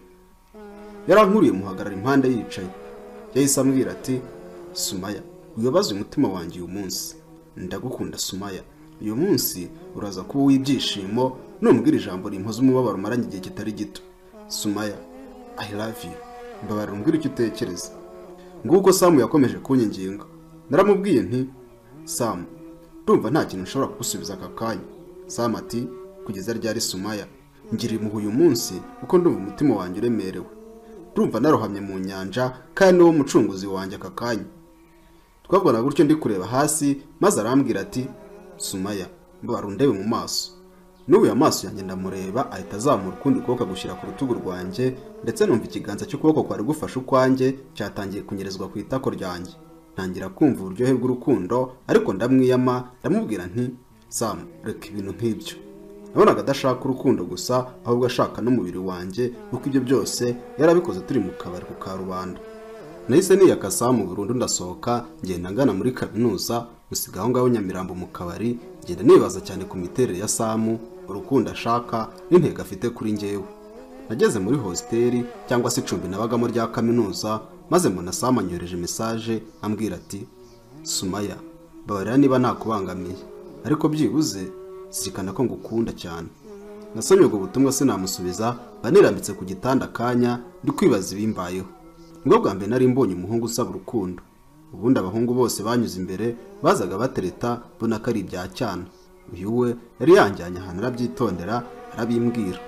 Ariko nawe yagize intege nke kuko yatangiye kunsoma no ku Karubanda, numva ntangiye kumutinya. Nguko nakuze mu buzima bwanjye. Nkura nta muhungu uranyicaza bene ako kageni gasaba urukundo. Na Patrick ntiyigeze ansaba urukundo, nabonaga ari njye umwihomaho. Ubanze nayo mpamvu yandongoye agahita yegoga ikirira akigira muri Leta Zunze Ubumwe za Amerika. Mu gitondo cy'undi munsi turi muri Kiste, nabwiye Naomi nti urabizi, ejo Samu yambwiye ko ankunda, turi kumwe live, nta guca ku ruhande. Naomi yaratangaye, arambaza ati hanyuma we wamusubije ngo iki? Nabwiye Naomi nti naramuhakaniye wangu, mubwira ko ntabyiteguye rwose. Naomi yarandebye cyane maze arambwira ati Sumaya muvandimwe uranshimisha cyane none kuki wamuhakaniye. Nanjye nahise mubwira nti ubwo si impamvu namuhakaniye ntuyizi. Naomi yakomeje kunyitegereza mbona ko ari kunyuzamo ijisho maze arambwira ati ntumbwire ko wamuhakaniye kubera Patrick. Nanjye naramubwiye nti Patrick ni umukunzi wanjye, ni umugabo wanjye, ndacyamuzirikana kandi nawe numva nakunda nkawe. Nguko uko nasubije Naomi maze arimyoza arambaza ati none niba umukunda uba ari hehe? Hanyuma se we niba gukunda yawe yaraguseze yagiye kujya ahari? Ese niba gukunda yigeze yerura nkuko Samu yabikoze maze akubwira ko agukunda? Sumaya nshuti yanjye, ntugatakaze umwanya utekereza umuntu utagutekereza na rimwe cyangwa ngo uhire gushakisha umuntu utifuza ko mwabonana. Shaka ugushaka kandi ugushaka nta wundi ni Samu. Uko niko Naomi yakomeje kunyumvisha aho ngomba kureka Patrick burundu maze nkatangira ubuzima bushya. Ariko umutima wanjye numva gukiriyo numva rwose Patrick awucigatiye mu biganza bye. Nabwiye Naomi nti ntakubeshye, urukundo nkunda Patrick ruturuka mu ndiba y'umutima wanjye, biragoye guhita mwikuramo vuba vuba. Numvaga icyari cyo gisubizo ngomba guha Naomi ko sinemeranyaga n'inama ari kumpa kandi nahamyaga yuko Imana yonyine ariyo yarize urukundo nkunda Patrick.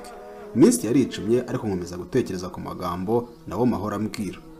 Nagezeho numva ntangiye kugarukira inama za Naomi kuko nakomeje gushakisha Patrick biranga kandi Samu ntiyigeze acika intege na gato, yakomezaga kumpamagara kuri telefone akohereza SMS nanjye nkabona ko yankunze koko. Nagezeho numva ndahindutse mu mubiri, ntangira kurara mutekereza ijoro, amanywa akirirwa mu ntekerezo zanjye. Nahise mpamagara Samu ndamubwira nti ndashaka ko duhura. Samu byaramunejeje cyane arambwira ati byibuze ndizera ko uyu munsi ugiye kuba amateka mu buzima bwanjye. Samu yakomeje kumbwira ko yishimye cyane ari nako dupanga gahunda y'aho tugiye guhurira. Twarahuye kandi buri wese yari afite undi ipfa ridasanzwe. Samu yaravuze ati Sumaya ndumva nishimye cyane, ndishimye kubwo kunzirikana ukumva kabaro kanjye, uri umukobwa mwiza cyane. Yavuga gutya n'akasuka inzoga mu kirahure. Samu yigaga muri kaminuza yicumbikira mu Biryogo. Yari yanyinginze ngo umusange we tubariho tuganirira kandi nanjye numvaga nkwiye kumenya aho atuye. Yapfunduraga icyo kunywa twicaye muri salo. Yabaga mu nzu y'icyumba kimwe na salo. Nasanze mu byo kunywa yazanye byose ari inzoga gusa. Nari umusiramukazi ariko numvaga naribohoye mbayeho ku mudendezo ku byo gusoma ku nzoga numvaga ari ibisanzwe. Yari yanyiteguye kuko nabonye ko inzoga yazanye ari imivinyo itandukanye. Nanjye uyu muvinyo maze kunywa uturahuri dutatu numva isi yahindutse, nareba Samu nkabona twese tumeze nka gikundiro yiteguye kwinjira mu kibuga. Naramubwiye nti Samu ndumva nakaniye nicaye ku gitanda kuko byanze bikunze agatotsi gashobora kumfata. Sinabeshyaga kuko numvaga nshaka gusinzira. Ariko nkimara kuvuga gutyo yagurukiye hejuru nk'igikona maze ahita amfata akaboko anjyana mu cyumba. Twageze mu cyumba mpita niterera ku buriri maze negamira urukuta, ahita asubira muri salo anzanira ikindi kirahure cy'umuvinyo. Niba ari biki byari byanteye nanjye simbizi. Yampereje ikirahure ndagifata ariko mpita mukura n'akaboko ndamubwira nti ngwino twicana hano ku gitanda baby. Navugaga niyumvisha ko ndi gutereka amaso kandi byose bikagenda buhoro kuko numvaga nyine ndi horo. Samu nawe yaranyitegereje maze arambwira ati ndaje mama. Yahise asimbukira ku buriri maze muhereza ikirahure cy'umuvinyo ndamubwira nti ugotomera umare ndumva ntashaka kurenzaho ikindi kirahure. Samu yahise agotomera umuvinyo maze ahita ajugunya ikirahure mu gikarito cyarimo ibipapuro n'ibitabo giteretse impande y'igitanda. Ntiyatinze yahise anyiyegereza maze nanjye ndaza dore ko nawe nasinze maze turarebana. Samu yazanye ikindi kiganza atangira kuntera karese mu mabere gahoro gahoro, numva uburyohe butangiye kuzamuka mu mubiri wanjye. Ntiyatuje, yarakomeje akomeza kunkorakora amabere, numva umuriro utangiye kwaka muri njyewe. Samu yarankuruye maze ahita mbirindura ndyamika ku gitanda. Yatangiye kunsura iminwa gahoro gahoro, ari nako akaresa amabere yanjye, numvaga bweho ibitero bibiri icyarimwe. Samu yari umuhanga cyane mu gitanda. Yarambwiye ngo nansoma ku minwa se nusohora isonga y'ururimi maze nanjye ndabikora koko.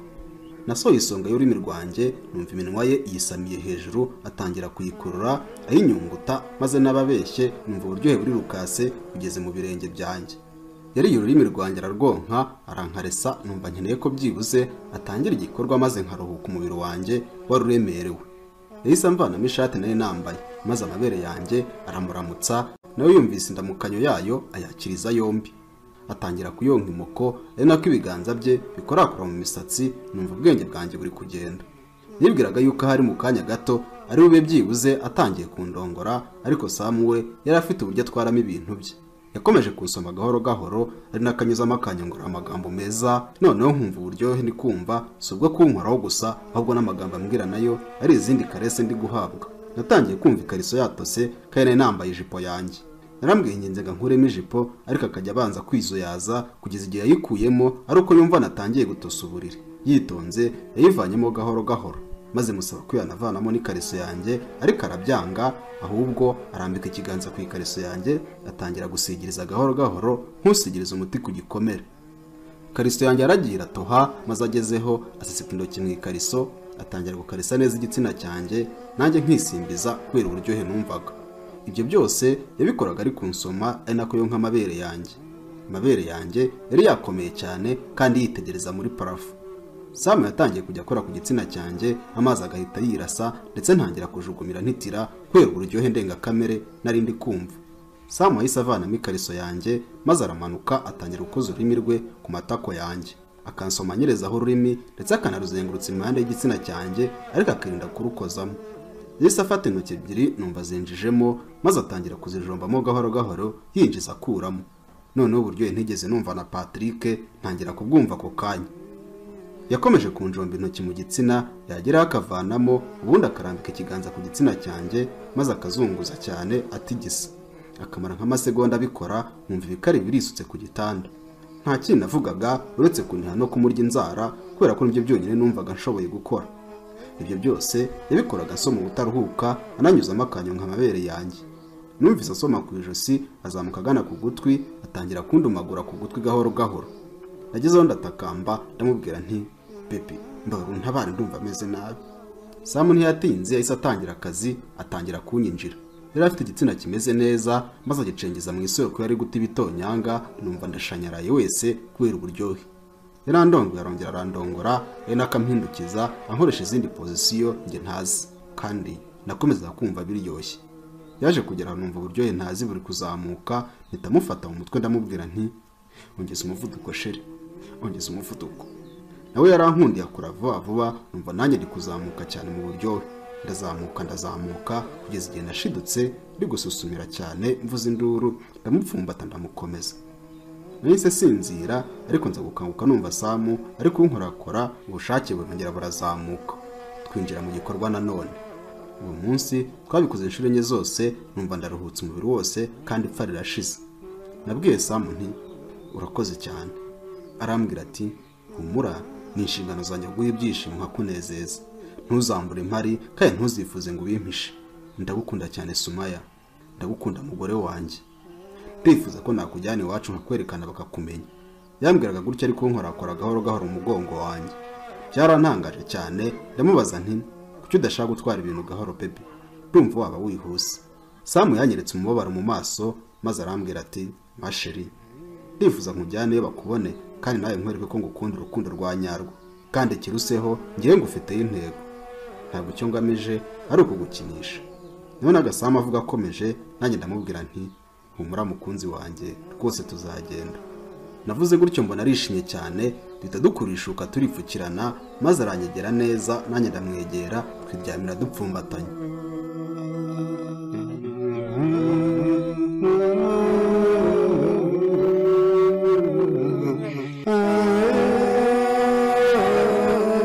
Twaraye gutyo dupfumbatanye kugeza ijoro rikeye.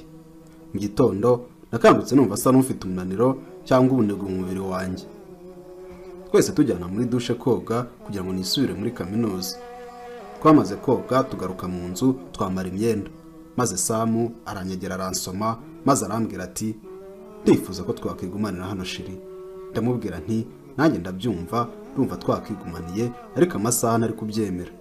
Twamaze kwitegura, maze aramperekeza angeza hafi naho batse icyicaro cya Anglikani, aransezera, najya nerekeza muri Kist. Amaze y'akanya gato mpita nerekeza Kicukiro. Nageze mu rugo, mama yicaye muri salo, ndamusuhuza, ariko mbura ntatuje umutima we. Nagize amasonika aho naraye yaba yahamenye cyangwa yabyumvise mu maraso, ariko ndikomeza ndamuganiriza bisanzwe. Hashize akanya amaze kwicara, mama ahita ambaza ati iri joro waraye hehe, ko namenye amakuru yuko muri kaminuza utaraye. Numvise ntunguye cyane n'ibyo mama ambwiye. numva ko bakarantashye. Mpita mpimba ikinyoma cyihuse cyane ndamubwira nti ndagiye mu kirori cy'inshuti yanjye yagize isabukuru birangira ndaye. Mama yaranyitegereje mu maso arahigima maze arambwira ati hanyuma se kuki Nawomi yagushakisha akakubura ko nzi ko mutajya musigana aho mugiye hose? Ndamubwira nti byabaye bintunguye ku buryo ntari kumumenyesha ngo amerekeze. Mama yise ambwira ijambo. Yarambwiye ati ku myaka yanjye mfite ntabwo wambeshya uko wiboneye kuko ibyo byose nabinyuzemo. Imyaka ugezemo iragoye ariko ugomba kurinda ubuzima bwawe. Ufite ubwigenge n'amahitamo mu biganza byawe ariko unafite ubwenge bwo guhitamo. Yavuze gutya ahitahaguruka nsiga muri salo yigira mu cyumba. Nanjye nsiga nakozwe n'isoni mbona yuko koko umuntu mukuru aba ari umuntu mukuru. Iminsi yakomeje kwicuma ndetse numva rimwe nzaba umusazi nindamuka mbuze Sam. Yari amaze kumpa urukundo ntigeze mbona kuri Patrick. Numvaga muri njyewe Patrick agenda bamateka nzajya nibuka. Ubu noneho natangiye kwibuka isomo Nawomi yanyigishije ubwo namuteraga igipfunsi n'urushyi nkora kuba yaranze Patrick agakunda musaza wanjye Yusuf. Yambwiraga ko umunsi umwe uzagera nkibagirwa urukundo rwa mbere ngakunda bushyashya uko umutima ukunda ufite ubushobozi bwo kwanga ukongera ugakunda. Iki gihe nibwo nari ndi kwibuka ayo magambo nkumva nkozwe n'isoni. Uko iminsi yahitaga niko nakomezaga kwiyumvamo Sam cyane. Igihe cyarageze ajya kunyerekana iwabo nk'umukunzi we. Yari amaze kurangiza amashuri ya kaminuza asohoka ari umuhanga cyane mu bya mudasobwa ku buryo yahise abona akazi ndetse atangira kwinjiza agatubutse. Igihe cyarageze mbona ko nanjye nkwiriye kumujyana iwacu nanjye nkabereka umukunzi wanjye.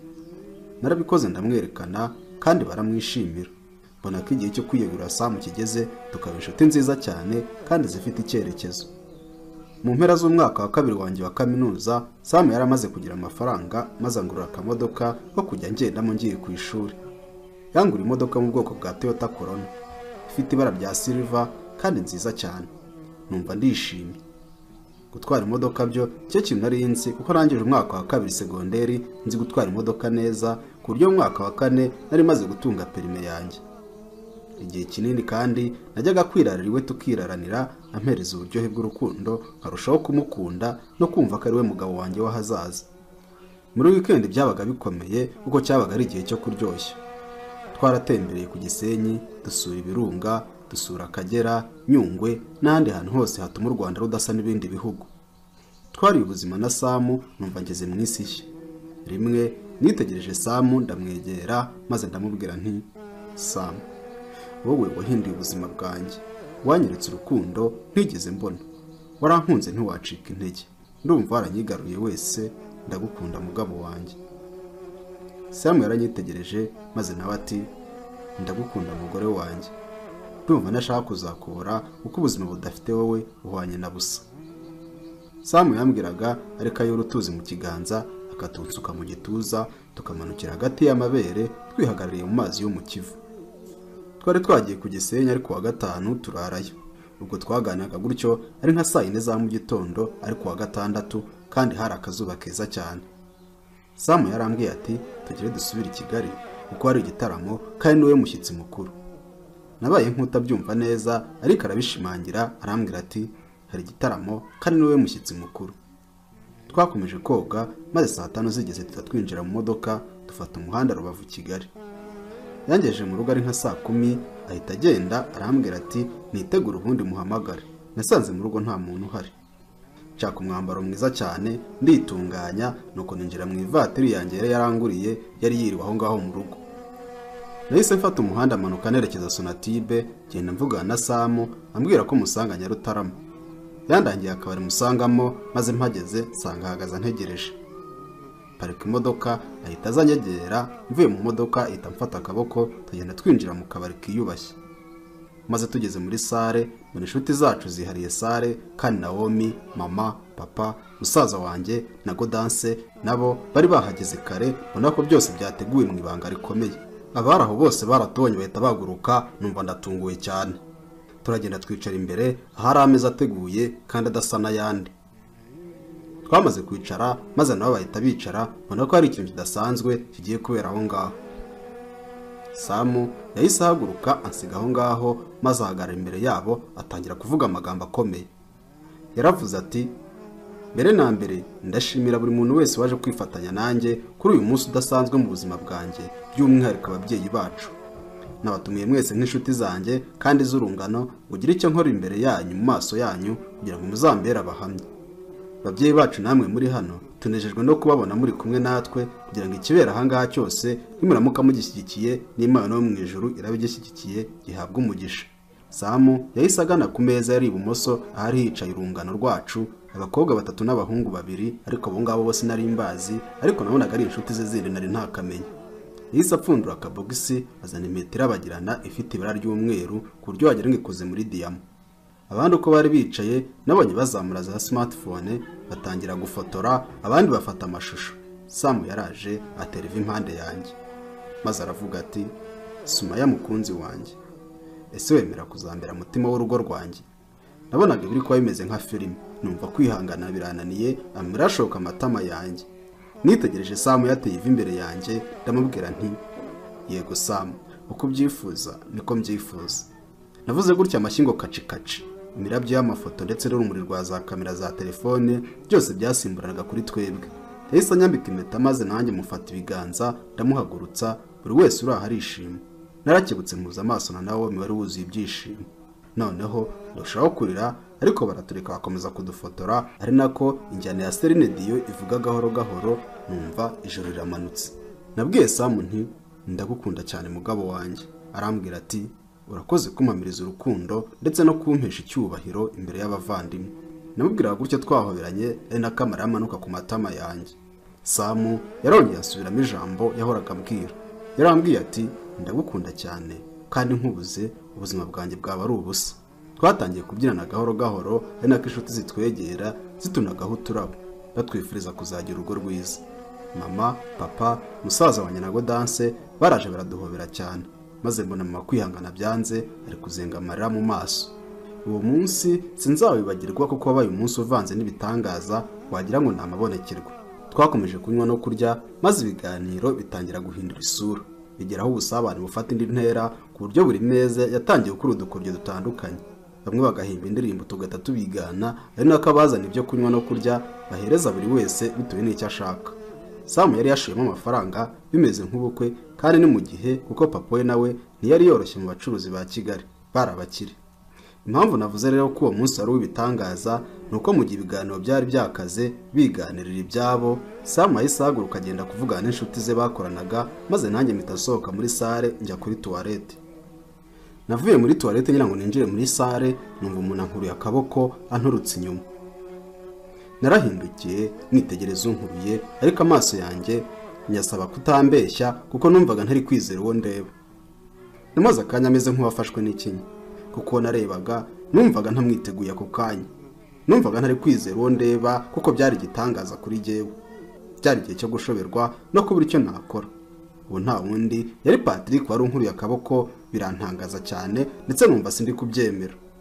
Amaso ya Patrick yari yatukuye cyane, mbona ko ibyabaga byose yabirebaga.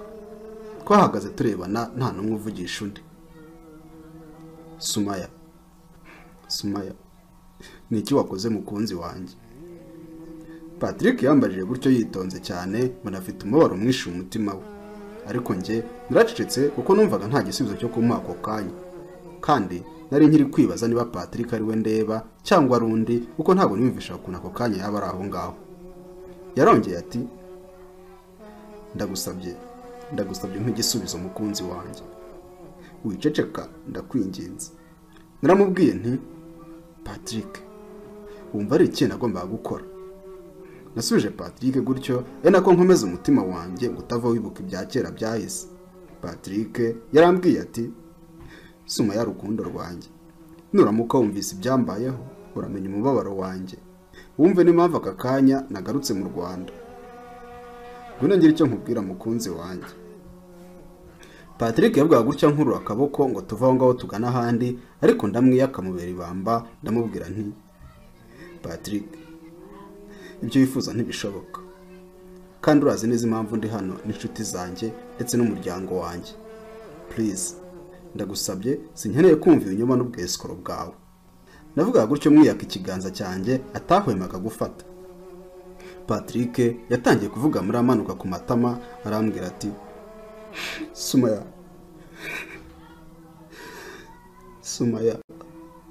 please mbabarira unyumve. Sumaya nawe urashaka kumbabaza bigeze nk'uko Naomi yabikoze. Yambaza gutyo n'ijwi riciye bugufi ariko ibitonyanga by'amarira bidahwema gutakara. Naramubajije nti Patrick, ari nje nawe ninde wababaje undi? Patrick yarandebye maze arambwira ati Sumaya umutima wanjye wagukunze ijoro n'amanywa, uragukunze uranihangana no mu gihe bidashoboka. Sumaya ndagukunda, mu mwanya ukanyumva uraza kumenya ukuri kose. Nitegereje Patrick wariraga mu maso yanjye ndamubwira nti Patrick wihangane reka ibihe bigenda, nta mwanya mfite wo kuvuga ku byahise kera, ndi mu buzima bushya. Navuga gutyo nahindukiye nisubira muri sare nteye umugongo wahoze ari urukundo rwanjye wariraga adafite uwo kumuhoza muri ako kanya.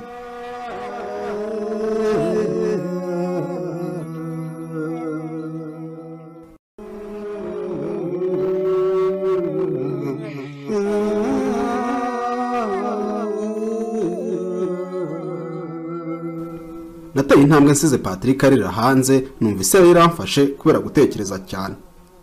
Nagiye numva mfite umubabaro ukomeye, ishavu n'agahinda byose byabaye ubuturo mu mutima wanjye.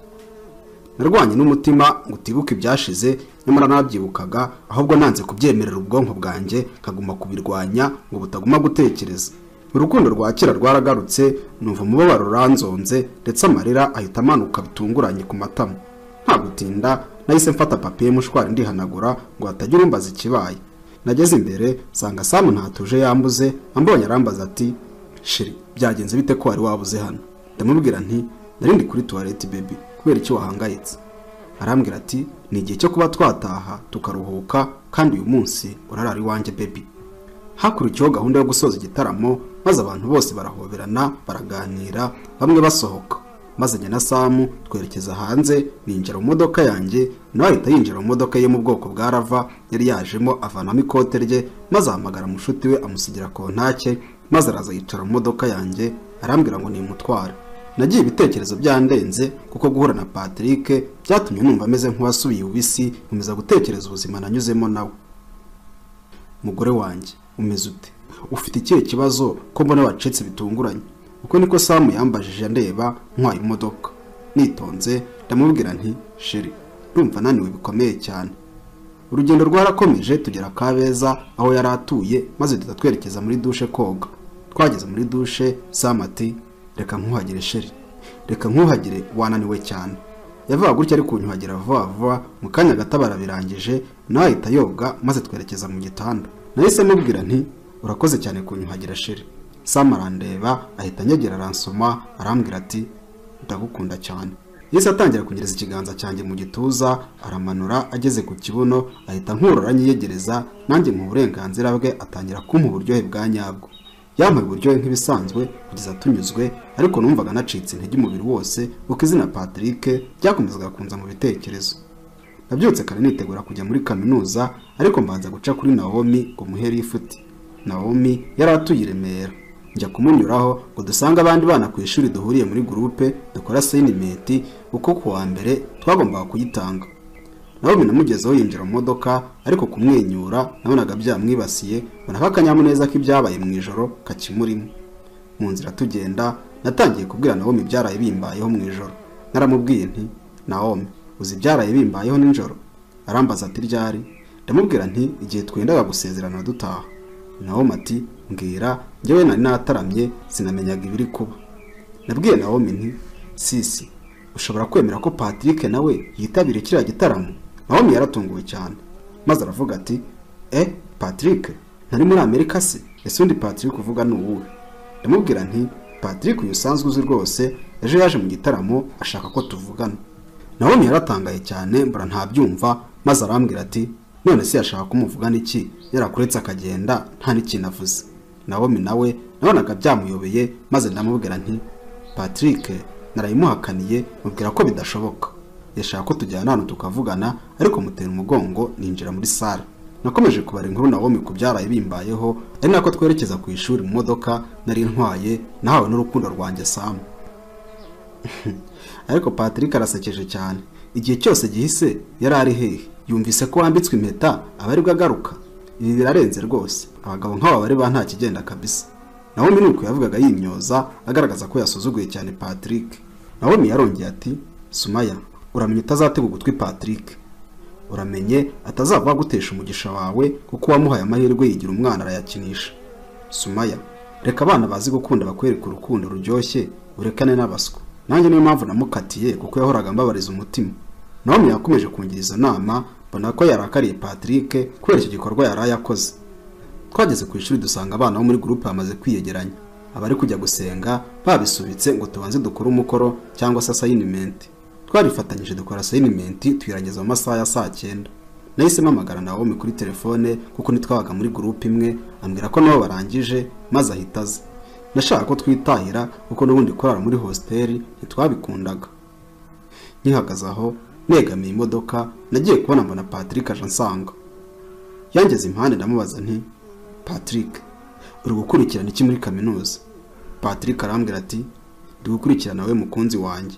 Kubera icyo wahindutse bigeze ahangaha. Patrick yavugaga gutya atera imbabazi, mbona afite umubabaro mu maso ye. Nitegereje Patrick ndamubwira nti, wowe niwe wampinduye. Navugaga gutyo ndikohereza ka SMS Naomi ngabanguke twigendere. Patrick namaraga adashaka kuva kwizima arambwira ati, none Sumaya, byibuze kuki udafata kanya ngo ngusobanurire ibyabaye byose? Kubera icyo udashaka ko ngusobanurire ibyabaye byose ahubwo ukihutira kunshinza ikosa.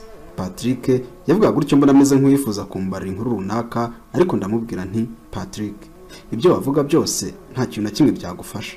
Ubu ndi fiancé wundi musore kandi bidatinze nakora ubukwe. So ndumva wakigendera rwose.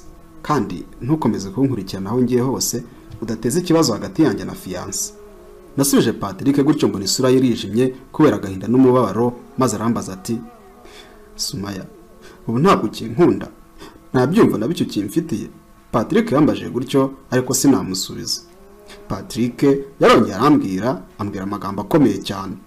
Yarambwiye ati, please Sumaya, mpereza igisubizo nonaha. Mbwira ko utakinkunda. Mbwira iryo jambo ryonyine nanjye mpite nkurahira Imana yo mu ijuru ko nanjye utazongera kumbona mu maso yawe, kandi ko ntazigera ngusuzugura muragukurikirana aho uri. Patrick yavuze gutyo numva ikiniga kiramfashe, kuvuga biranira ngomeza kwirebera hirya. Yashatse ko ntabura nkavuga iryo jambo ariko ndishakisha umutima wanjye ndaribura. Numvaga ndi gutsindwa muri njyewe kandi numva mbaye umunyantege nke mu ntambara y'urukundo. Patrick yarambwiye ati, ndagukunda cyane Sumaya, gushakisha ubuzima nibyo byatumye mba kure yawe. Nahisemo kugira ntagusezeye kuko urukundo nagukundaga n'urukundo wankundaga ntibyari gutuma nurira indege. Nari nzi urukundo nkunda ntabwo wari kwemera ko ngusiga ngo ngende, kandi mfite icyizere ko rwa rukundo ntawe rwagiye. Imibereho nari ndimo ku ishuri ntiyanyemeraga ko tuvugana. Naragukumbuye bikomeye ariko ndihangana ndashikama. Buri munsi nashyiraga ingufu mu masomo yanjye nshaka ko kwiga birangira nkaza tugategura ubuzima bwacu twembi, ariko wowe kwihangana byarakunaniye uhitamo kwambika impeta n'undi mugabo. Unteye igikomere cyane ku mutima kandi numva kitazakira. Ndagushaka ngo ibi byose tubiganireho ariko ugakomeza kunyiyama. Ndabizi ko utakinkunda nka kera Sumaya mwiza, ariko zirikana ko ngukunda kandi nzahora ngukunda mu buzima bwanjye. Ndakwifuriza ubuzima bwiza n'ubukwe bwiza bwawe na Sam. Patrick yavuga gutya amarira ashoka ku matama. Nanjye aho ndi kwihangana, nanjye aho ndi kwihanagura yanze kuko amagambo yambwiraga numvaga ari kuntera agahinda n'umubabaro. Patrick yamaze kumbwira gutya ahita agenda, nsiga ndikurira kugeza igihe nicaye hasi negamira imodoka kubera umubabaro. Abanyeshuri banyuraga aho ngaho kuri parikingi bageze ngo nguye ko napfushije kuko babona gukomeza nkumva bari kunyibazaho. Naomi yaraje ansanga aho ngaho ndi kurira biramutungura, maze arambaza ati, byagenze bite sisi? Kurira n'iki cyabaye? yambaza gutyo yasutanye amanagura amarira kwitama. Naomi yahise anyambura ko nta kimaze ahita akingura urugi rw'imodoka, ahita aneranyinjiza mu modoka twicara nkomeza kurira. Numvise mfite agahinda gakomeye mu mutima wanjye, ntangira kwibuka urukundo nakunze Patrick, nibuka ibihe byiza twagiranye, nibaza icyatumye mwanga ndakibura. Nahise niyumva nk'umunyamakosa wananiwe kwihangana, mpita nibuka ko urukundo rurangwa no kwihangana kandi ko rutiwugiraho. Natekerezaga ibyo Naomi ari kunyeganyeza mbaza impamvu ndi kurira. Numvaga mfite imyenda ikomeye mu mutima wanjye, numva mbaye injiji cyane itakibashije kwikura umutego w'urukundo nimaze kugwamo. Naomi yakomeje kumbaza nkabura icyo mvuga, ahubwo ntangira gusubiramo izina Patrick gusa. Naomi yatangiye kumbaza ati Patrick w'iki kandi, ariko icyo atarazi nuko Patrick yaravuye aho maze kunsubiza mu mateka ya kera. Numvise urukundo nakunze Patrick ruzamutse, ariko rwazamukaga nicaye mu modoka nahawe n'umukunzi wanjye mushya Sam.